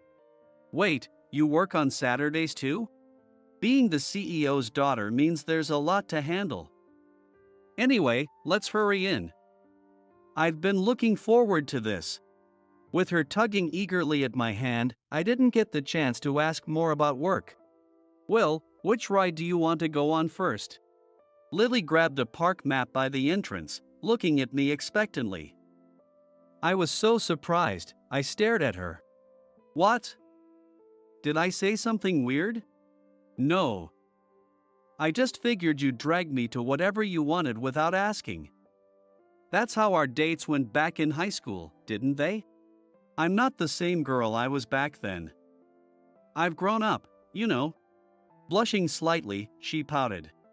Then wrapped her arm around mine, urging me to choose something. With my heart racing, I decided on a roller coaster. I remembered she used to love the thrill rides. That was so much fun. By the time the western sky was tinged with a soft red, we were leaving the park. Today, Lily let me pick all the rides and even the food. I chose things I thought she'd enjoy, and from her satisfied smile, it seemed like she did. With a refreshed expression, Lily stretched out widely. So, Will, where do you want to go next? She asked, leaning in close to look at my face. It felt odd for me to be the one picking the destination. Was this really a date, after all? She told me she liked me, but I haven't given her an answer, and she doesn't seem to be in any rush for one. Hey, Will? She called, tugging insistently on my arm, snapping me back to reality. Oh, right. How about the museum? There's a special exhibit I'd been curious about. Ooh, the museum. That sounds great. Let's go, she replied, her face lighting up with excitement. Seeing her so happy, I steeled myself. Lily, about my response from the other day. Oh no. I have to hurry back, or my dad's going to get mad. I'll text you later, Will. Cutting me off, Lily quickly headed home. I stood there, dumbfounded, watching her walk away, unable to do anything else. The following Sunday, we met directly at the museum. I arrived 20 minutes early and found some shade to escape the blazing sun. But even so, the heat made me sweat. Sorry to keep you waiting, Will. Lily arrived. But something seemed off. Her face was redder than usual. And even in this heat, she wasn't sweating at all. Lily, are you all right? Huh? What do you mean? She tilted her head in confusion, but her voice lacked its usual energy. Let's just go inside already, it's so hot. She mumbled, taking a step forward before stumbling slightly. I quickly caught her, alarmed by how hot her body felt. Even considering the high temperature, she was burning up. We rushed inside the building. I asked the receptionist to let us use the first aid room.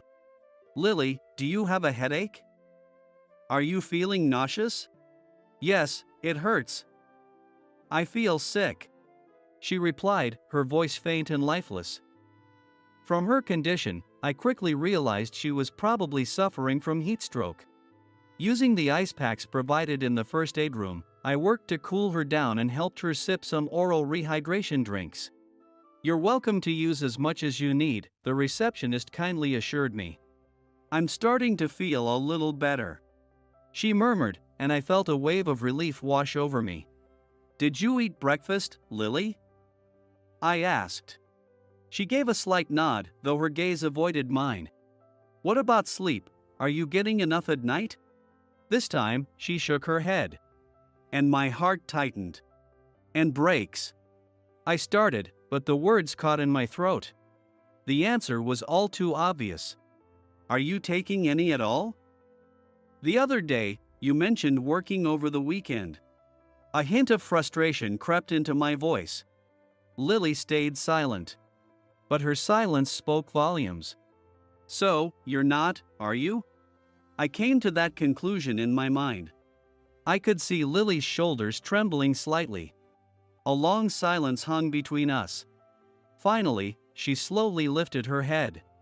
Her eyes a mix of determination and uncertainty. Her voice shook as she began. I'm working at my dad's company now. I held my breath. The weight of Lily's words sank deep into my heart. Our family business, it hasn't been doing well for a long time. Her voice faltered. I thought if I could help my dad somehow, all I could really do was work. Lily took a deep breath and began speaking again, her voice trembling. I first realized things weren't going well when I was a junior in high school, right around the time we started dating. She closed her eyes for a moment, as if revisiting that memory. Before that, I was only thinking about myself. I didn't know anything about the company and just did whatever I wanted. Everyone spoiled me because I was the CEO's daughter, and I let it go to my head. Tears started to form in her eyes. I believed we had plenty of money and never questioned it. So, I'd ask my parents to let me travel abroad, buy expensive books. I made a lot of selfish demands. She gave a sad smile, shaking her head slightly. But it wasn't like that at all. We didn't have nearly as much money as I thought. And yet, my parents. Her voice caught in her throat. She took a deep breath, forcing herself to continue. Despite everything, my parents still granted my every whim. Now I realize just how much they must have sacrificed. A single tear traced down her cheek. One day, my father told me, the company might go bankrupt. That one sentence changed everything for me. Lily clenched her fists tightly. It was such a shock, and I realized how much I'd been relying on them. I felt I had to repay all the money I'd wasted. So I started working part-time. She raised her head slightly, looking into my eyes. But I didn't want anyone to know. Especially not you. Her voice was tinged with sorrow. Everyone saw me as this perfect person. I was terrified that if they saw my weakness, they'd all abandon me, that fear was always there. She let out a long, heavy sigh. So I kept it all a secret. But as I kept working, I lost more and more time with you. Another tear fell from her eyes. I was struggling every day, and before I knew it, we'd grown distant. But even then, I always. Her voice trembled. I'm sorry, Will. I should have told you everything back then. But I was afraid. I thought if you saw how weak I really was, you'd hate me. Lily covered her face with both hands. A sharp pain pierced my heart. You should have told me. I was your boyfriend. At the very least, I could have been there to listen. That's exactly why I didn't tell you. Because I knew you'd say that. You're too kind, Will. Lily gripped the hem of her skirt tightly. Do you remember that time before we started dating, back in our first year? You helped me once. I tilted my head, trying to remember. Lily smiled. There was a time when I was being bullied by a senior. She didn't like me because the guy she liked had a crush on me. She'd hidden my shoes, and I couldn't go home until I found them. You helped me look for them. I remembered.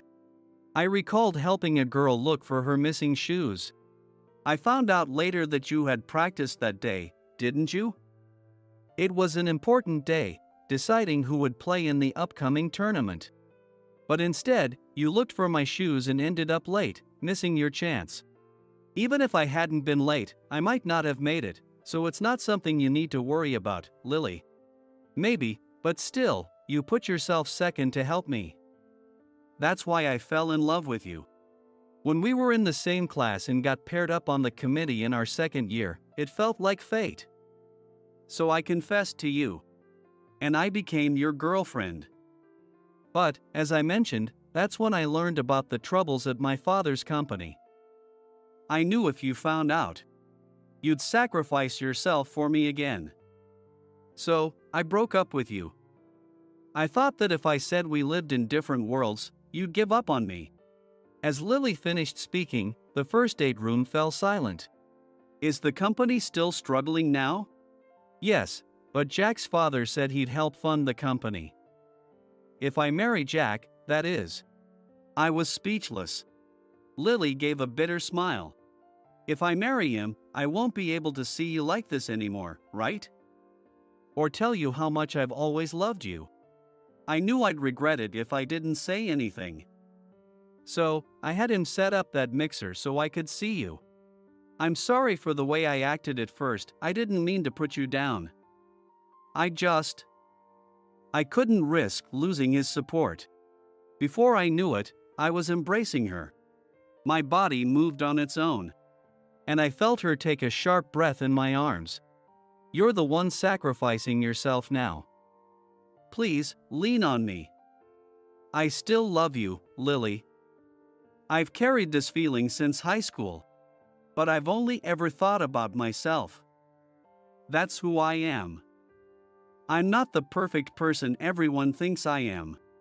I know that. I held her a little tighter as she spoke, her voice thick with tears.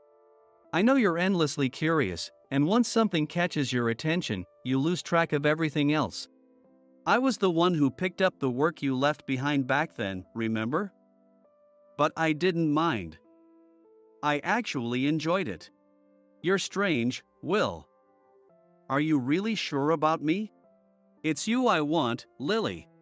Lily looked up at me, tears streaming down her face.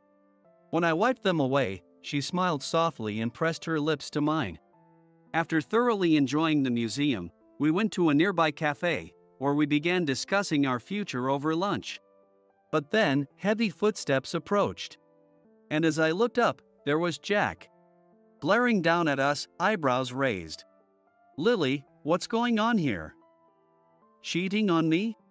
It's not like that, Jack. We just happened to meet. Don't lie. You two went to the museum together, didn't you? Jack held up his phone, showing me the screen. It displayed a photo of us entering the museum together. A chill ran down my spine. Had he been following Lily? Jack grabbed Lily's arm, pulling her up roughly. The water on our table shook violently. Will, Lily is my fiancée. If you have any sense of decency, you'll never see her again. He shot me a piercing look before dragging Lily away. She glanced back at me, worry written on her face. I mouthed, "It's okay," and she nodded firmly in response. Jack stopped and, as if suddenly remembering, turned back with a smug expression. Oh, and Will, We'll be officially announcing the engagement at the upcoming party.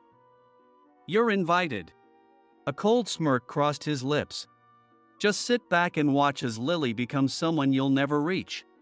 With that, he pulled Lily away. Taking a deep breath, I stepped off the elevator into the grand hall of the luxury hotel. It was the 30th anniversary party for Carson Corporation, and the stage for Jack and Lily's engagement announcement.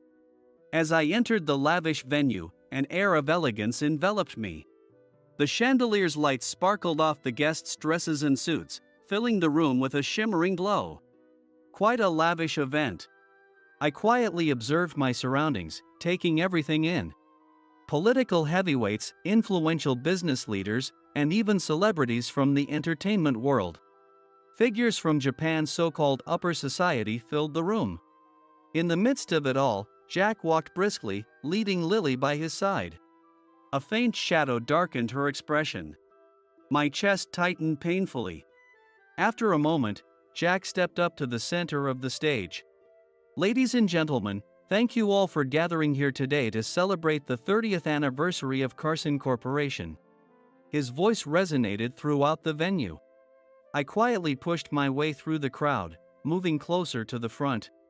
"And on this joyous occasion, I have one more important announcement to make," Jack continued, taking Lily's hand and smiling warmly at her. The sight stoked a burning anger within me. "Today, I am honored to introduce my fiancée, Lily Harris." A wave of applause rippled through the audience. It was the moment I'd been waiting for. "Stop!" My voice rang out across the hall. And in an instant, every eye was on me. Jack's face contorted with shock and anger. "Will, what do you think you're doing here?" I stepped forward with a steady resolve toward the stage. "I'm here to tell the truth, Jack." A murmur spread through the crowd. "Everyone, I'd like to reveal the real Jack Carson," I announced. Taking my phone from my pocket, I began operating it. And evidence of Jack's interference with Harris Foods, Lily's father's company, appeared on the venue's large screen. This is proof of Jack's illegal sabotage against his fiancée Lily's father's business. The room erupted in shock. And Jack's face grew pale. Jack carried out these tactics to damage Harris Foods' operations, weakening it financially. He then exploited the vulnerability he'd created, offering to finance the company only on the condition that he could marry Lily, the daughter of Harris Foods' CEO. Suddenly, Jack burst into mocking laughter. "Everyone, calm down. Do you know who this joker is? He's a rare breed, a high school graduate. Who would believe anything he says?"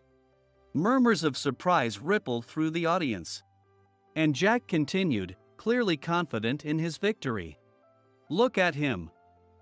A guy who didn't even go to college. How would he ever get access to confidential information about our company?" I took a deep breath and replied calmly. "Yes, I am a high school graduate. My family couldn't afford college because I was raised by a single mother." Jack sneered, enjoying the moment. "See?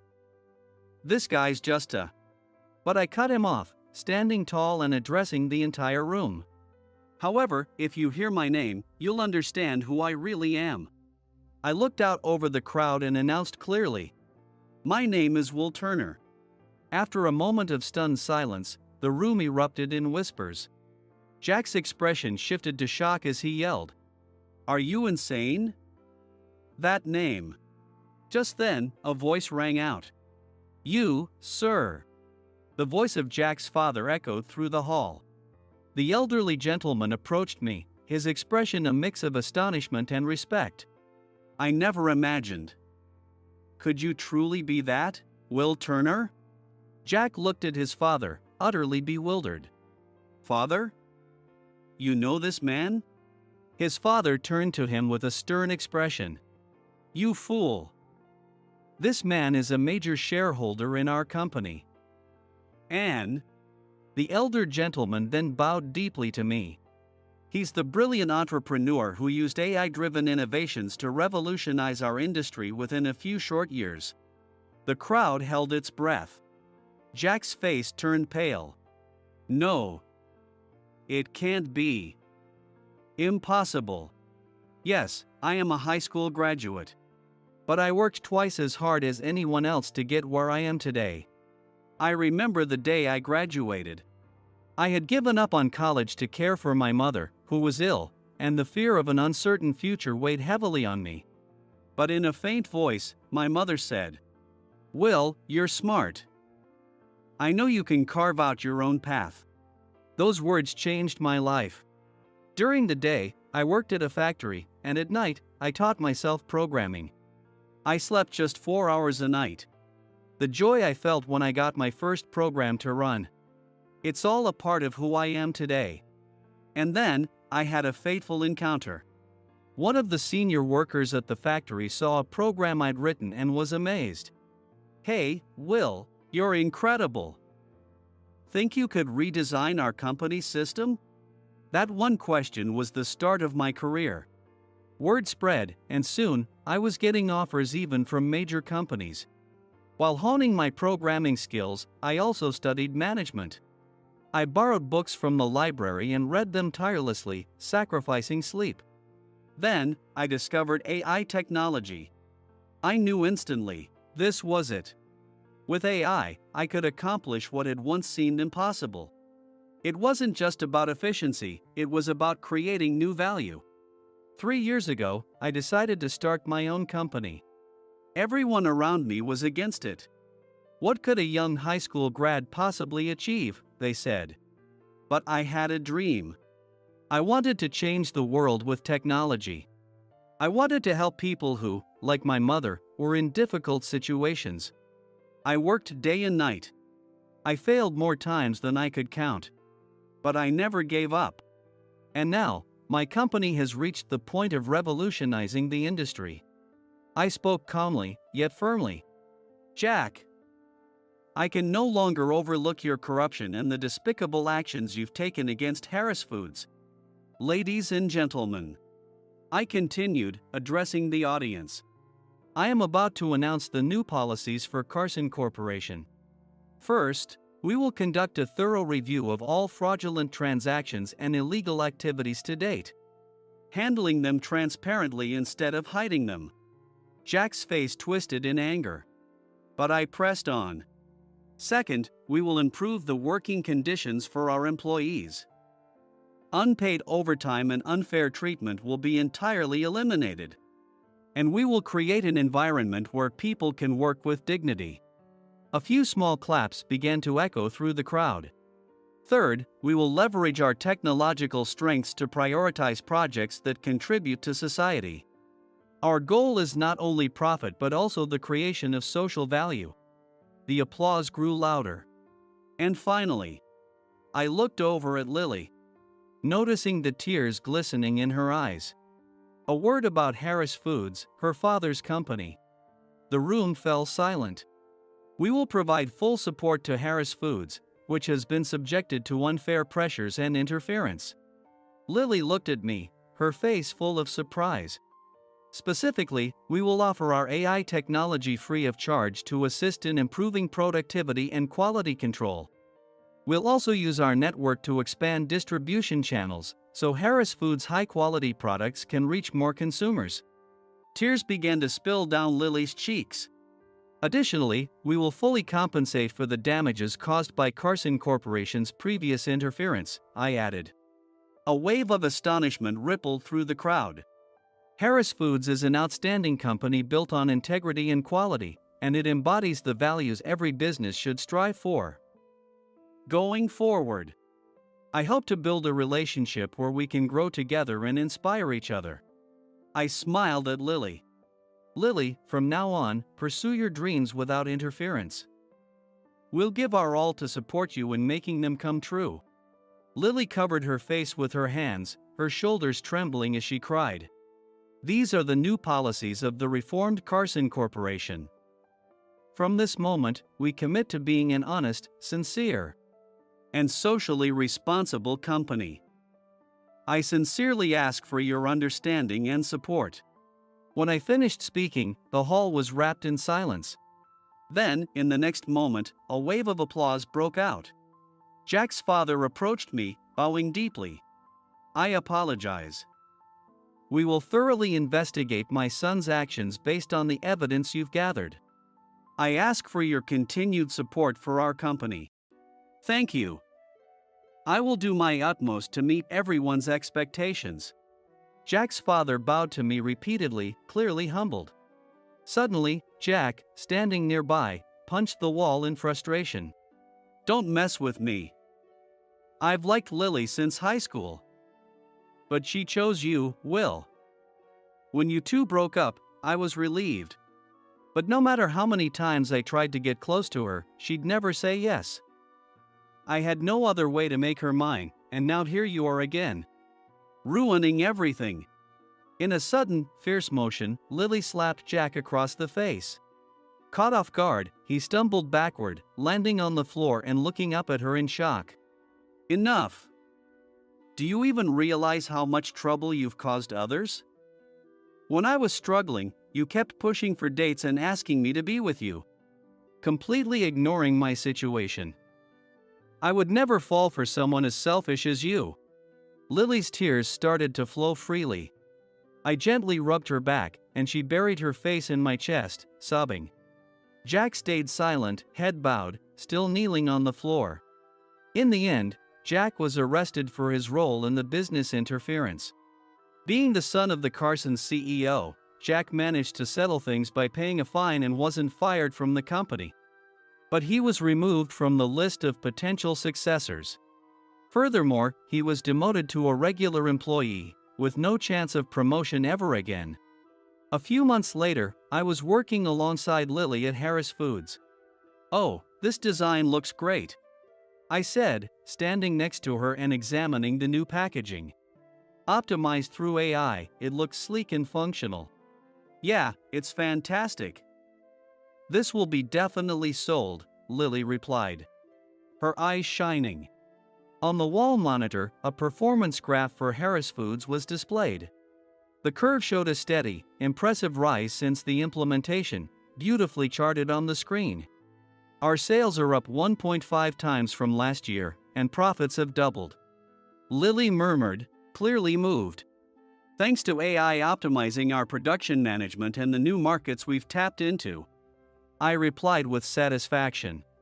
Just then, Lily's assistant, Ben, entered the room.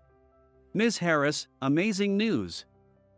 We just received a huge order from that upscale supermarket." Lily looked up at me in surprise. I just gave her a sly grin. With this, my dad's dream of nationwide expansion might actually become a reality. Tears glistened in Lily's eyes. Harris Foods sales were thriving. Not long after, Lily's father personally called me in and bowed deeply. "It looks like we're finally escaping the vicious cycle we were in. I can't thank you enough, Will." Lily stood beside him, bowing as well. Her father glanced at her with a warm look. I nearly let everything fall onto this girl's shoulders. She's always been so capable, helping us by working multiple part-time jobs since high school. I leaned on her too much. But from now on, I'll make sure she doesn't have to carry the weight alone. "Dad, I really don't mind," Lily began. "No, my mind is made up." "Lily, from now on, if it's too much, just say so. I don't want you pushing yourself anymore. That's what family is for, to support one another, right?" Lily nodded sincerely. After ruffling her hair affectionately, her father asked her to walk me out. We walked side by side. Above us stretched a perfectly clear sky. As we strolled, Lily gently intertwined her fingers with mine. "Thank you so much, Will. Not only for handling the situation with Jack but for helping save our company. I did it because it's what I wanted to do. Plus, my company's revenue is up, too, thanks to contracting some work with yours." Lily smiled at my reply. I tightened my grip on her hand just a little. "Lily, will you marry me? I want to be by your side, supporting you for the rest of our lives." Her cheeks flushed red. Then she broke into a radiant smile. I want to support you, too. From now on, I want to be with you always. She buried her face in my chest. Holding her close, I felt an overwhelming sense of love. No one is perfect. That's why we rely on each other, finding strength in mutual support. She had once been seen as flawless by those around her, even while she quietly shouldered her struggles. Now, I want to stand by her, helping each other along as we walk through life together. Do you understand the concept of living within your means? Oh wait, maybe that's too much for you. Just be grateful you were even allowed to join.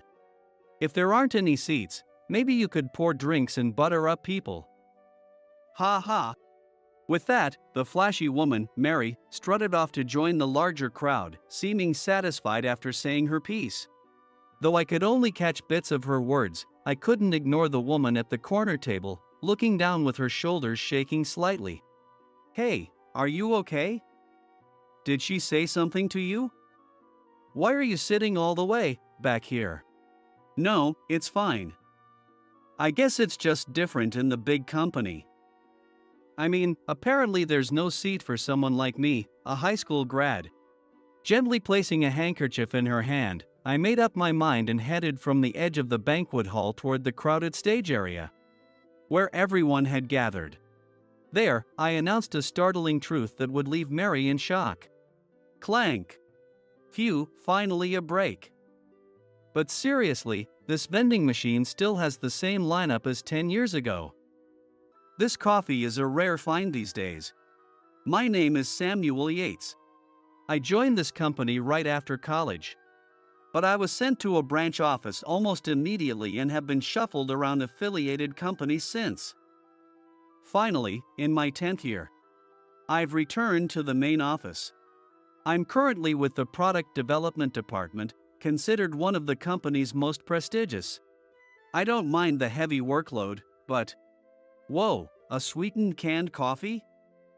That's rough. Oh, sorry, did everyone hear that? But you know, keeping up with health trends and all. Maybe you should look into that, old man. I mean, you lucked out landing here, right? Her name is Mary. A graduate of a top university, fluent in multiple languages, she's what they call an elite. With her polished makeup, stylishly curled hair, and form-fitting attire, she practically radiates confidence. Mary generally talks to me this way. But I'm not her true target. Good morning, Samuel, Mary. Good morning, Michelle. Whoa, you're carrying a lot today. The one juggling several shopping bags is Michelle. She is always smiling, kind-hearted, and hardworking. Though the company technically hires high school graduates, it's highly competitive as an industry leader. Having overcome that, I really admire Michelle, who's over a decade younger than me. Hey, a sweet cleaning lady I'm friendly with just gave me these as souvenirs from her trip. I was thinking of sharing them with everyone at the main desk. Hey, can you not? Ha! Ignoring the friendly greeting, Mary, sipping on some fancy smoothie, cut in loudly, causing the office to fall silent. She quieted everyone deliberately. Don't you get it? Souvenirs are totally outdated. And can you guarantee no one here has allergies? Plus, saying you got them from a cleaning lady is like saying, here, I picked these up off the street. And really, what are they? Some cheap-looking, sugary dumplings, so lame. I'm sorry.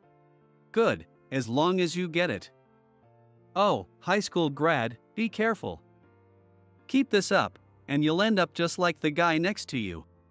A second-rate college grad is no different, after all. She shot a smug glance around the office, as if declaring her opinion was everyone's consensus, and walked back to her desk with a laugh. Yes, Mary's real target is Michelle. She constantly brings up the fact that Michelle only has a high school diploma. With Mary at the top of our department, others follow her lead. That's the reality here. In some ways, my arrival may have made things worse. I felt a bit guilty about it, even if only for a short time. Michelle, mind if I take 2 boxes? Oh yes, 2 boxes? I took the bags of souvenirs from her and placed the boxes on the central desk. Both Michelle and Mary looked on in shock. These are souvenirs Michelle received, and she'd like to share them with the department, so I'm setting them out here. Hey, old man. I told you to cut it out, didn't I? These are from some random cleaning lady. People. Oh, I didn't explain properly. The friend Michelle mentioned is Amanda, who used to be the CEO's secretary here. She recently joined the cleaning team after her kids became independent. No way. I chat with her often, so I'm not making this up. And let me tell you, former executive secretaries have an incredible eye for quality gifts. We have Michelle to thank for this. Grab one while they last. I took one for myself and returned to my desk. Behind me, I could hear the lively sounds of everyone rushing to get one. Samuel. Sorry for acting on my own. Oh, and I already took one of these for myself. Took one? Samuel, you've already started eating it. Oh, busted. I really like these, but this seems not good anyway. Despite being told countless times to act with more authority, I knew this was where I fell short. I sighed and was about to take a sip of coffee. Michelle covered her mouth, trying to stifle a laugh, but ended up letting it out anyway, looking a bit apologetic. Sorry. Ha ha. I wanted to thank you, but you're just too funny, Samuel. Oh, that reminds me. The sadness from earlier was gone, and Michelle was back to her usual smiling self. Did I help even a little? To thank you, I'll bring you a homemade lunch tomorrow. You always seem busy, and I mostly see you with coffee. Would that be okay? Lunch? I can't remember the last time I had rice. I'll definitely bring one. The next day, Michelle actually brought a homemade lunch, which meant we'd be eating side by side, and I couldn't help but worry about what Mary might say if she saw us.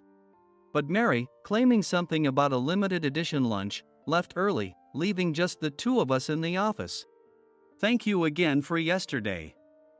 Here, enjoy. Wow, making something like this every day is impressive. I feel a bit guilty. I put in extra effort today as a thank you. I'm pretty confident in my cooking. How does it taste? It's delicious. Yay! My mom was often sick, so I cooked for my siblings from a young age. It feels great to be complimented by someone outside my family. I see. That must be why she chose to work right after high school. Thinking about what she'd been through, I found myself admiring Michelle as a truly wonderful person. From that day on, Michelle started bringing me lunch regularly. I tried to insist that she didn't have to, but she said making 2 lunches was no more trouble than one. Honestly, I was happy about it. Her cooking lunch gave me the strength to get through my hectic days. But most of all, I truly enjoyed spending time with Michelle, who made the age gap between us feel insignificant. In fact, even when I did notice the age difference, it was in a way that made our time together even more enjoyable. One day, Mary passed by, but she ignored us without her usual jabs. Thinking back, ever since the souvenir incident, Mary's snide remarks toward Michelle had virtually stopped. Samuel, have you prepared yet? Ha! For a meeting today? Ha ha! No, this. Michelle pulled up an IN's homepage on her computer. She'd bookmarked it, clearly excited. Oh, right, that's next week. I'd almost forgotten, but it was the company retreat. It should be fun. Yes. And thanks for lunch. The company retreat was a 2-night, 3-day trip, booked at a particularly nice inn. Right now, we're in the middle of a banquet there. I arrived a bit late, but as soon as I entered the banquet hall, my coworkers called me over to join them. It seemed like some of them wanted to talk since that incident with the souvenirs. Perhaps thanks to the alcohol, everyone was lively, and I thought that if I could build these connections. Michelle might find her work more enjoyable too. But Michelle was nowhere to be seen. And neither was Mary, who would normally be in the center of the crowd at a place like this. I had a bad feeling. Have you seen Michelle and Mary? Now that you mention it, they're not here. There are people from other departments, so I'm not sure. I think I saw them before the banquet. Though, I cut the conversation short and decided to search for Michelle. There were so many people around. Calling out her name wasn't an option. She might be chatting with friends from another department. If that's the case, that's fine, but I felt a strong need to find her. She was nowhere to be found. I raised my gaze to the far end of the hall. No way. My worst fears had come true. There, at the very edge of an unassigned table, Michelle was standing with her head down, while Mary leaned over her, saying something. I couldn't care less about proper etiquette. I rushed toward them. Do you even understand what living within your means means? Oh, right, maybe that's too advanced for someone like you. Just be grateful you were allowed to join.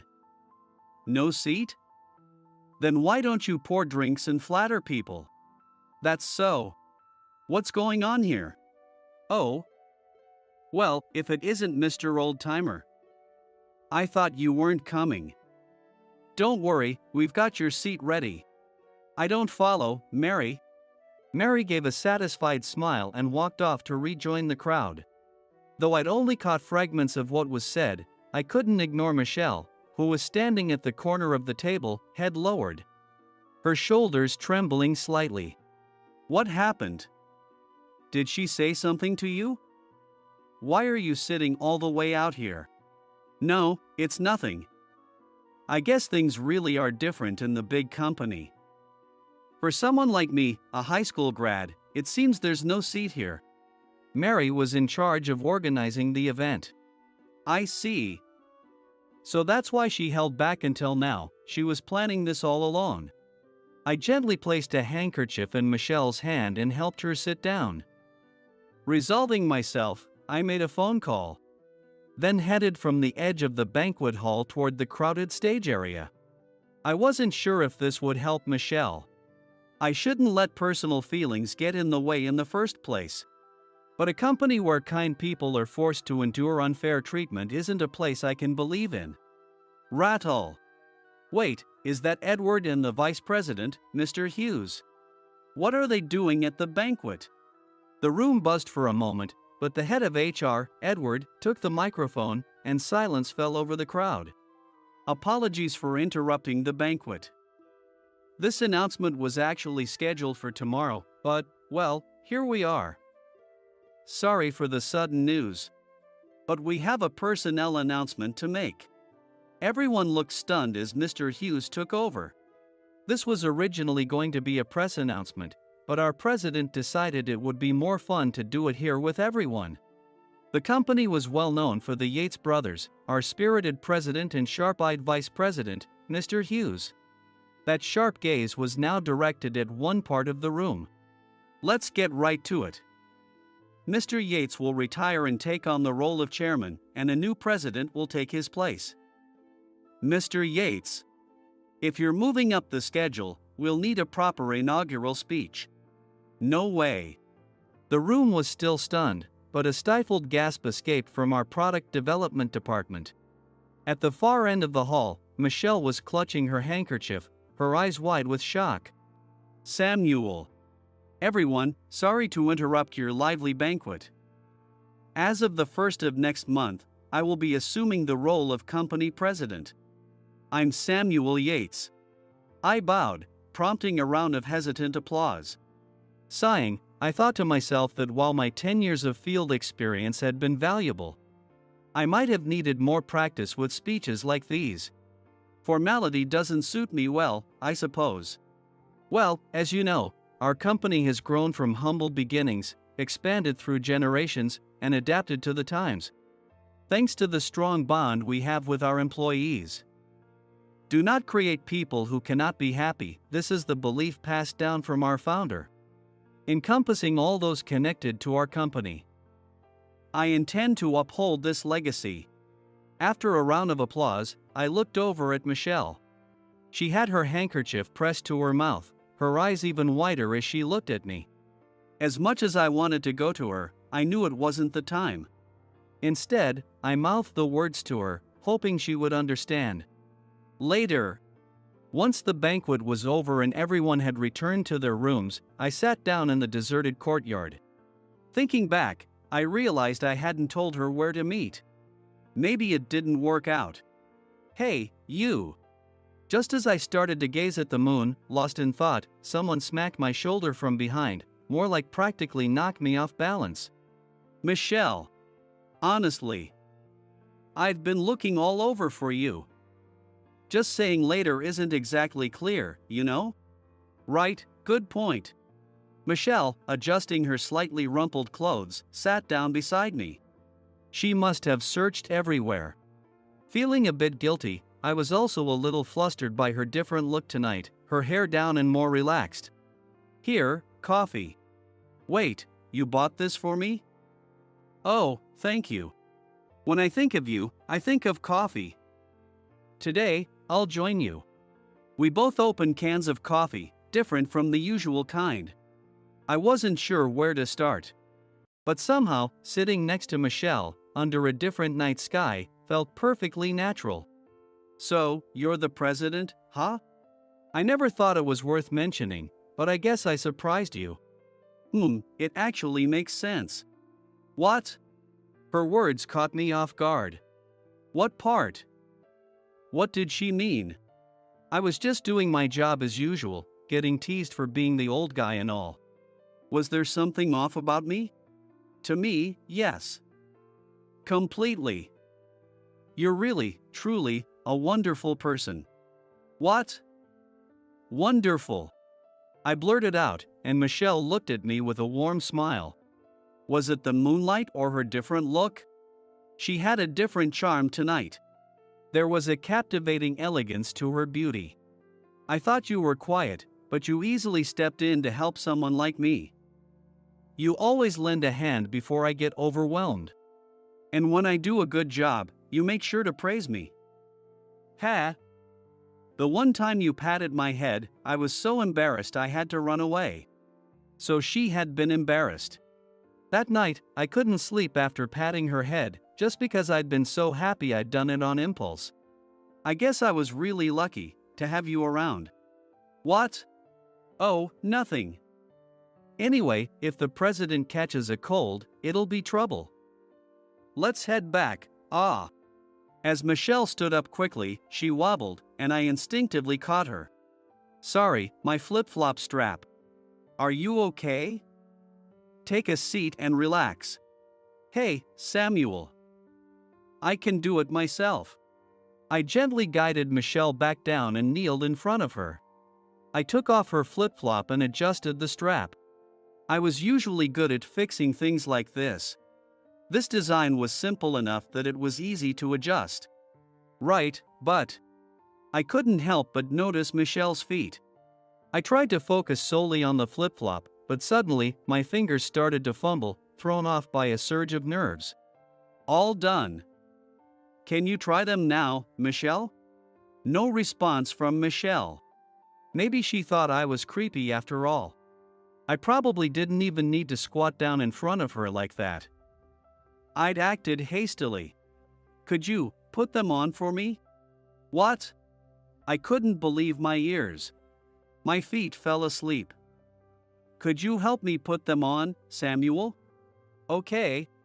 I gently lifted her foot, carefully slipping the strap between her toes so it wouldn't catch.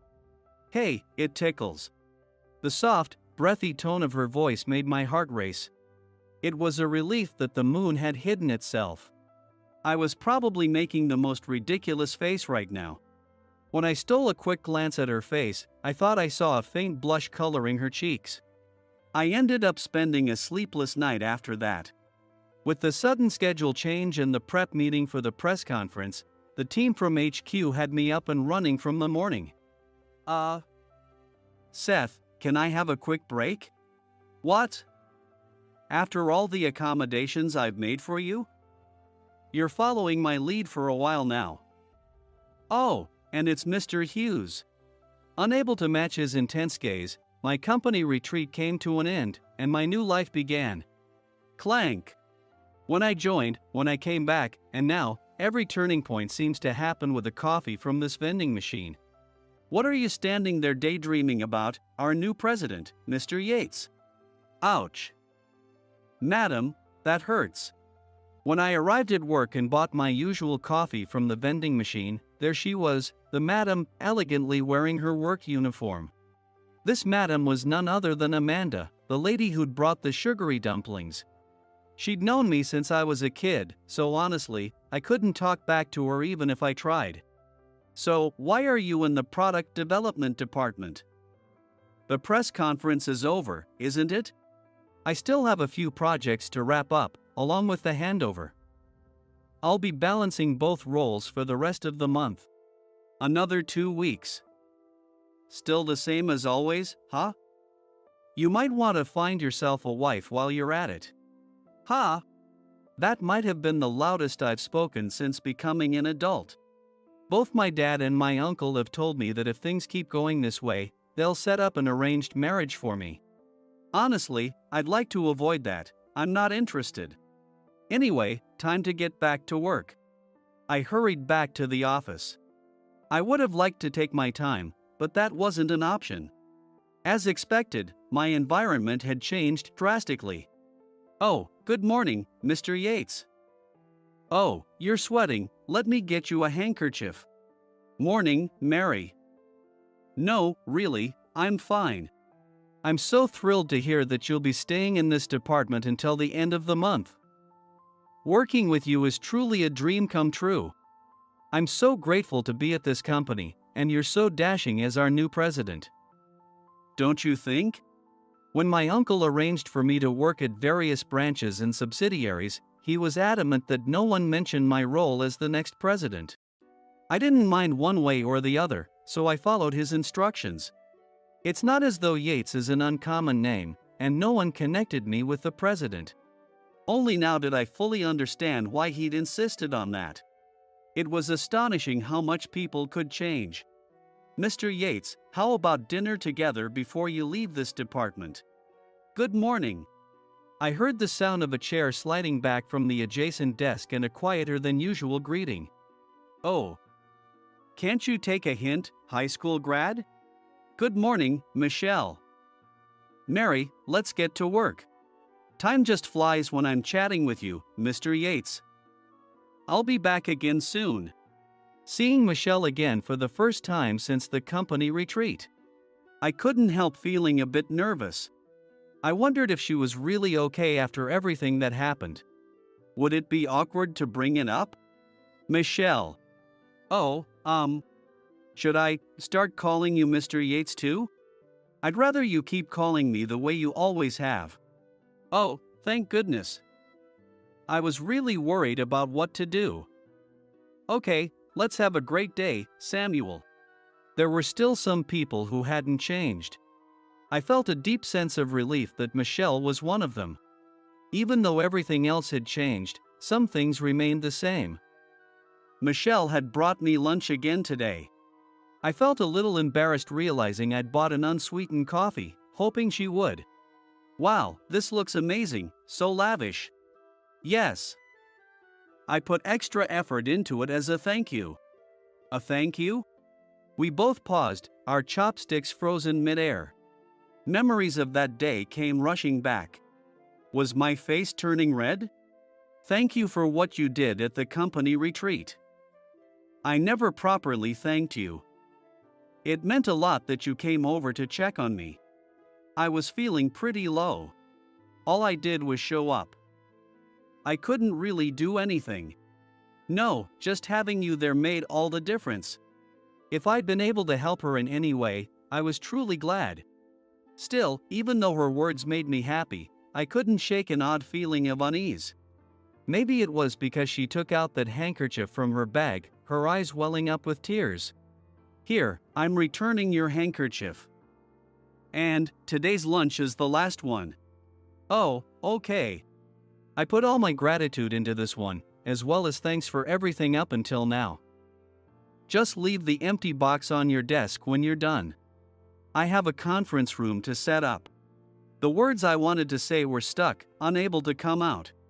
Too many thoughts were getting in the way. Was it because I was becoming the president? Or the age difference? She gave me that radiant smile this morning, and now it felt like it was slipping away. "Thank you for everything. I enjoyed lunch with you. In these 10 years, I'd been to countless places, meeting people and parting ways. At times, it felt lonely, but my mind would quickly shift to preparing for my next post. It had become second nature. 10 years is a long time. And yet, this bond, this brief time we shared, was ending so easily, leaving me unexpectedly shaken. What words was I searching for? What was I thinking? I finished my work in the development department earlier than planned and fully transitioned to my role as president. This should do. Some employees may end up in unexpected positions, but based on my interviews with Stephen, they have high potential. They'll have strong mentors as well. This is how we'll proceed. Are you sure about this?" Announcing that the final decision on personnel changes came directly from Mr. Yates. "I've had experience with most roles here, so I'm confident in assessing resilience. Besides, I'd rather take on the tough decisions right at the start. For my first major task as president, I chose to implement a large-scale personnel reshuffle. Thankfully, most people supported it, and I aimed to create an environment where everyone could maximize their potential. But I knew it wouldn't be that simple. There would undoubtedly be objections. I was prepared to face those as well. Especially from the product development department, despite Stephen, the department head, being on board. There would likely be some resentment directed my way. I was genuinely surprised when I heard the news. Is that really true, Stephen? Apparently, after speaking with other employees, Stephen discovered that Mary had been taking credit for Michelle's accomplishments. It was, in essence, a case of stealing her work. Since I'd been around and mostly tied to my desk, Mary had escalated her passive-aggressive remarks and increased her attacks. Stephen felt strongly about ensuring Michelle's talents weren't overlooked. Mary, who had previous experience in sales, was transferred to another department. I was sure I'd be resented for this. But if it meant Michelle could work freely and confidently, that was all that mattered to me. Busy days continued. While I still got coffee delivered to me, my lunches had turned into having meetings over lunch.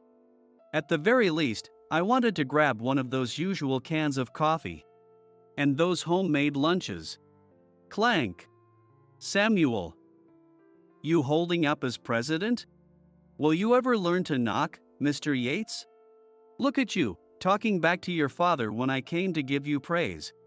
He was definitely just bored. Or maybe he'd run out of ideas and came by to take a break. I heard the personnel changes are going well, especially in the product development department. There's that girl.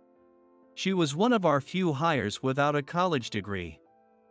I even interviewed her myself. It's wonderful to see how much she's grown. What? Now that I think about it, Mr. Hughes did mention something like that. I must have brushed it off, too busy to pay attention. It must be about Michelle. I wanted to congratulate her if her desk was right next to me. I wanted to tell her I was proud, or joke that I'd make her a lunch to celebrate. Samuel. Yes? Can you really make her happy? And here I was. The product development floor. It's rare for a president to come down just to meet with one employee. I knew that, but even if it was a brief time, I worked here too. I could keep it casual. Stay calm and relax. I hope I'm not intruding. Wait, what? Not a single person was at their desk. I glanced at the whiteboard. It was marked for an all-hands meeting. Relief washed over me, and my shoulders dropped, along with my president mask. I bought a can of coffee from the vending machine, slumping into a nearby chair. What am I even doing? Huh? What? As I turned around, startled, there stood Michelle. I quickly sat up straight, pretending nothing had happened, but Michelle's amused smile made my mind go blank. "Mr. Yates, what brings you here?" "Oh, right. I'm the president now.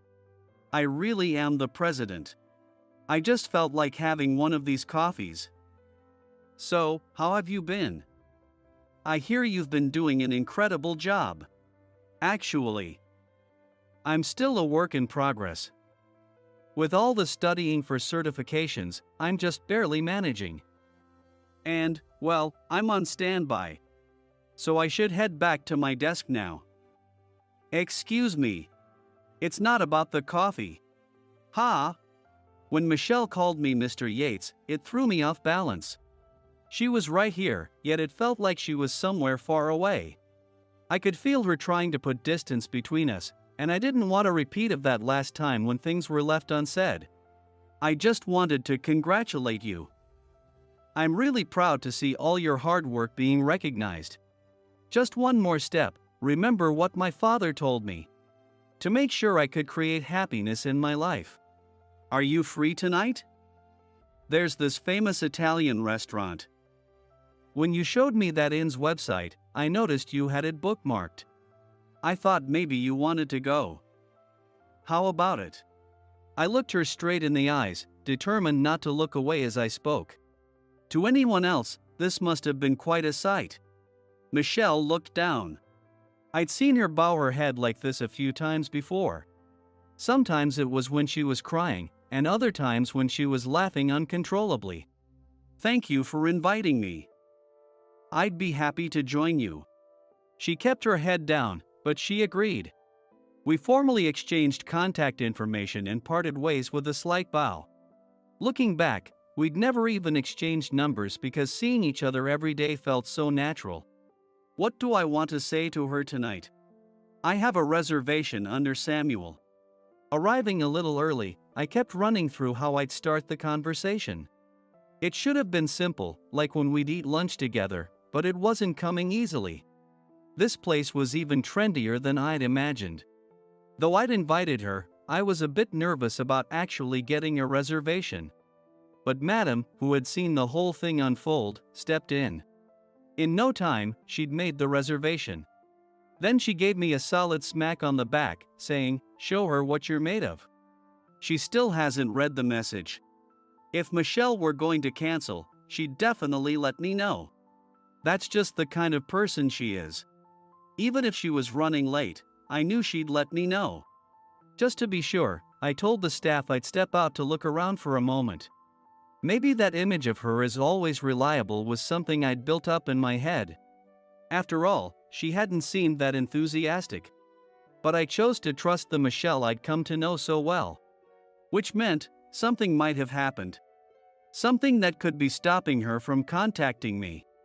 Wandering around aimlessly wouldn't help. If she walked here from the station, I'd start by retracing that path. The area was already pitch dark. Even though it was near the office district, there were plenty of side streets and risky spots. When I was trying to shake off the unsettling thoughts, "Stop, let me go." From a dark side street, I heard a muffled voice. "Michelle.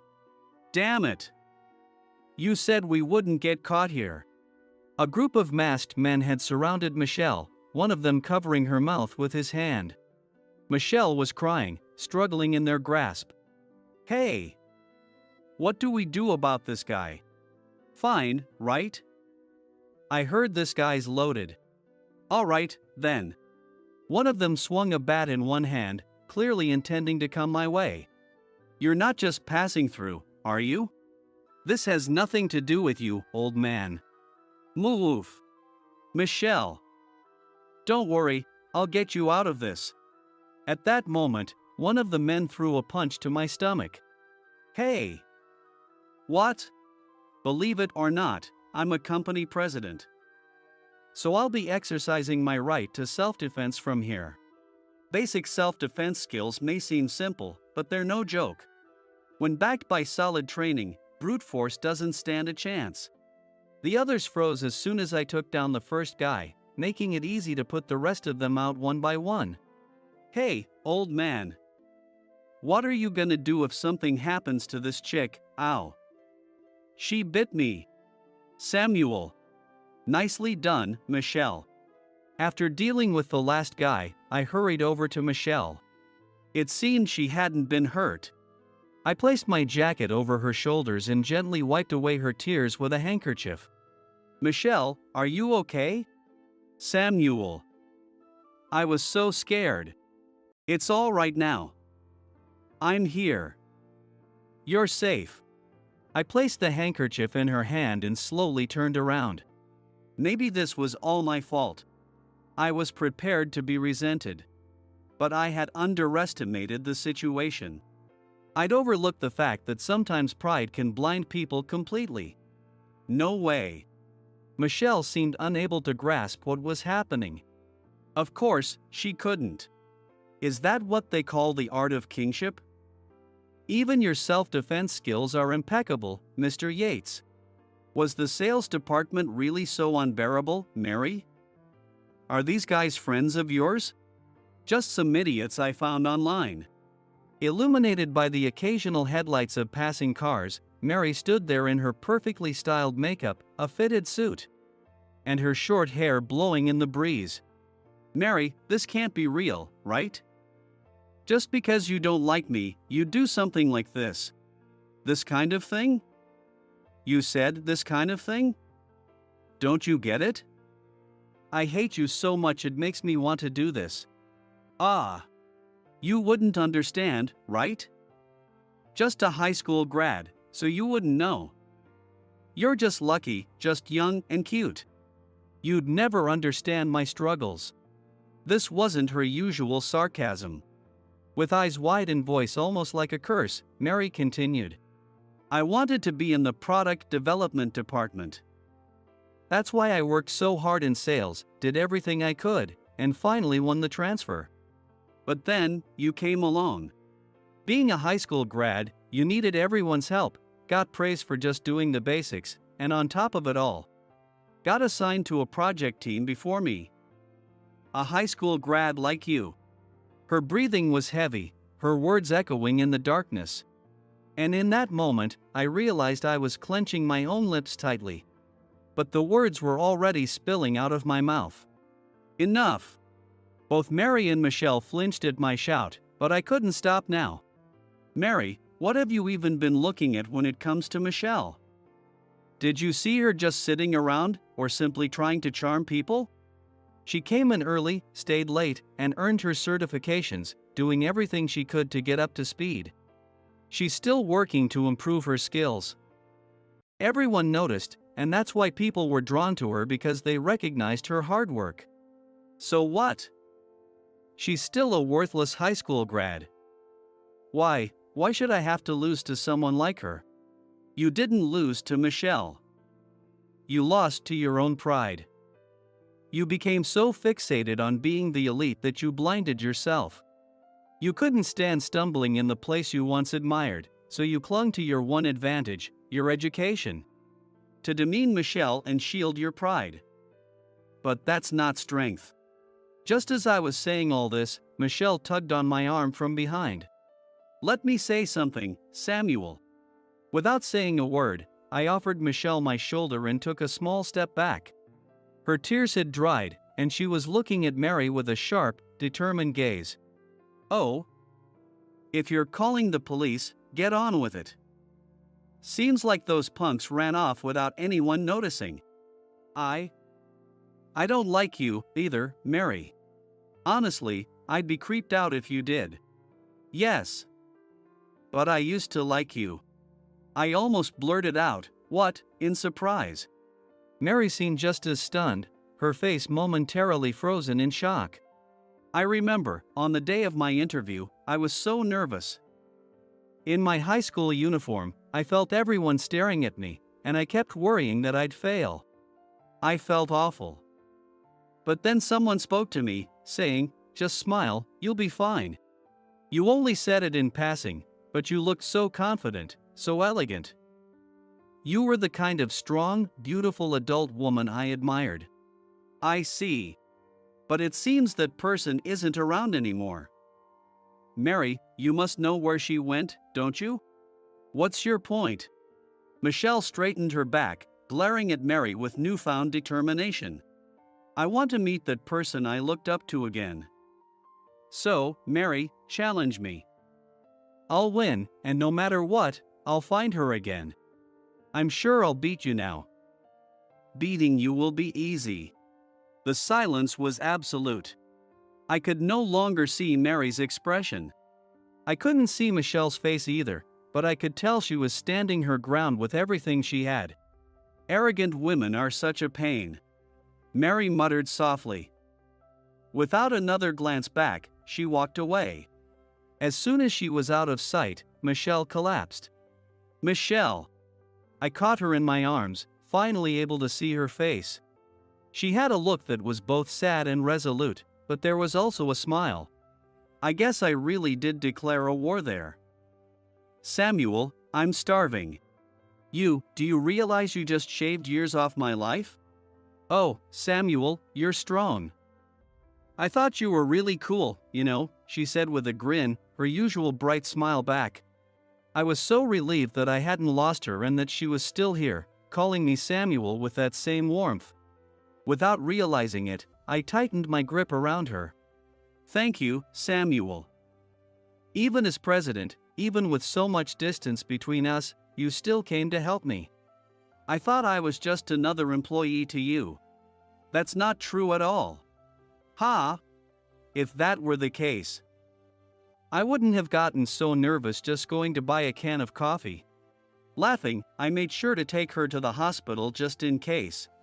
As soon as she got into the taxi, Michelle drifted off to sleep, her head resting against my shoulder. I couldn't blame her after everything that had happened, she must have been exhausted. Hearing her say Samuel with a smile, seeing her peaceful face asleep on my shoulder, I knew I wanted to protect her from now on, no matter what. The weight that had been hanging over my heart felt as if it was finally lifting. The southern sky was beginning to brighten. 6 months later. The months had flown by as I went on back-to-back overseas trips. I'd been back for 3 days now, and I was still buried in follow-up documents. I was starting to realize just how impressive my father really was. As for the company, things were going smoothly, at least for now. The product development department's results were impressive. Projects aimed at international markets from the start were also progressing well. A strong new hire with international experience had joined the sales department, which made a big difference. They were collaborating seamlessly. Michelle's chance to meet the person she admired was surely drawing close. As for me, I'd gotten more used to being called Mr. Yates, though I couldn't say if I'd gained any real sense of authority. Because right now, all I wanted was my usual can of coffee. Taking breaks is part of the job. Muttering this self-made motto, I dodged sharp glances from others and headed toward my usual vending machine. I hadn't seen Michelle since that day. It felt ridiculous that, after swearing to protect her, I hadn't been able to follow through. What would I say if I saw her now? No, I had to admit it, the coffee was just an excuse. I needed to accept that I genuinely wanted to see her. Thud. Oh, sorry. Sorry, huh? Acting like a proper president, I see. Lost in thought, I'd walked right into someone. It was Madame Amanda. Wait, where was the vending machine? Oh, that machine? We moved it. The baby president here kept drinking coffee from it, so it's now up on the executive floor. Didn't you notice? I'll be heading back, then. My excuse was officially gone. I'd even been considering asking her to dinner if I happened to see her here. This isn't working. The whole approach is wrong. I can go ahead and risk everything, even if it means crashing and burning. The weight that was holding me back has lifted. Now, it's up to her. Samuel, Mr. Yates. Michelle? There she was, standing by the vending machine with our usual can of coffee in hand. Since you left our department, this coffee has become something of a routine for me. Then today, Madam told me it had been moved here. I was speechless. I don't know, but drinking this makes me feel ready to give my all. Maybe it's like my version of Samuel now? Oh, that sounds weird, doesn't it?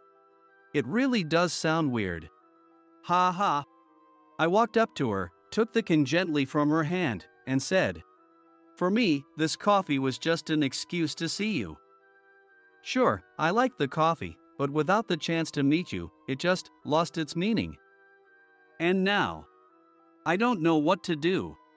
I have an excuse now, too. I'll come here for lunch to get a coffee every day.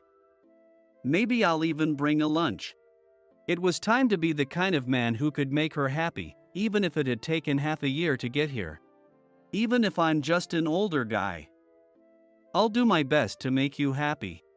I've been happy ever since that day you made me laugh. With tears in her eyes and a radiant smile, I wrapped her in an embrace, and we bought another coffee together. To be honest, I don't remember what we talked about.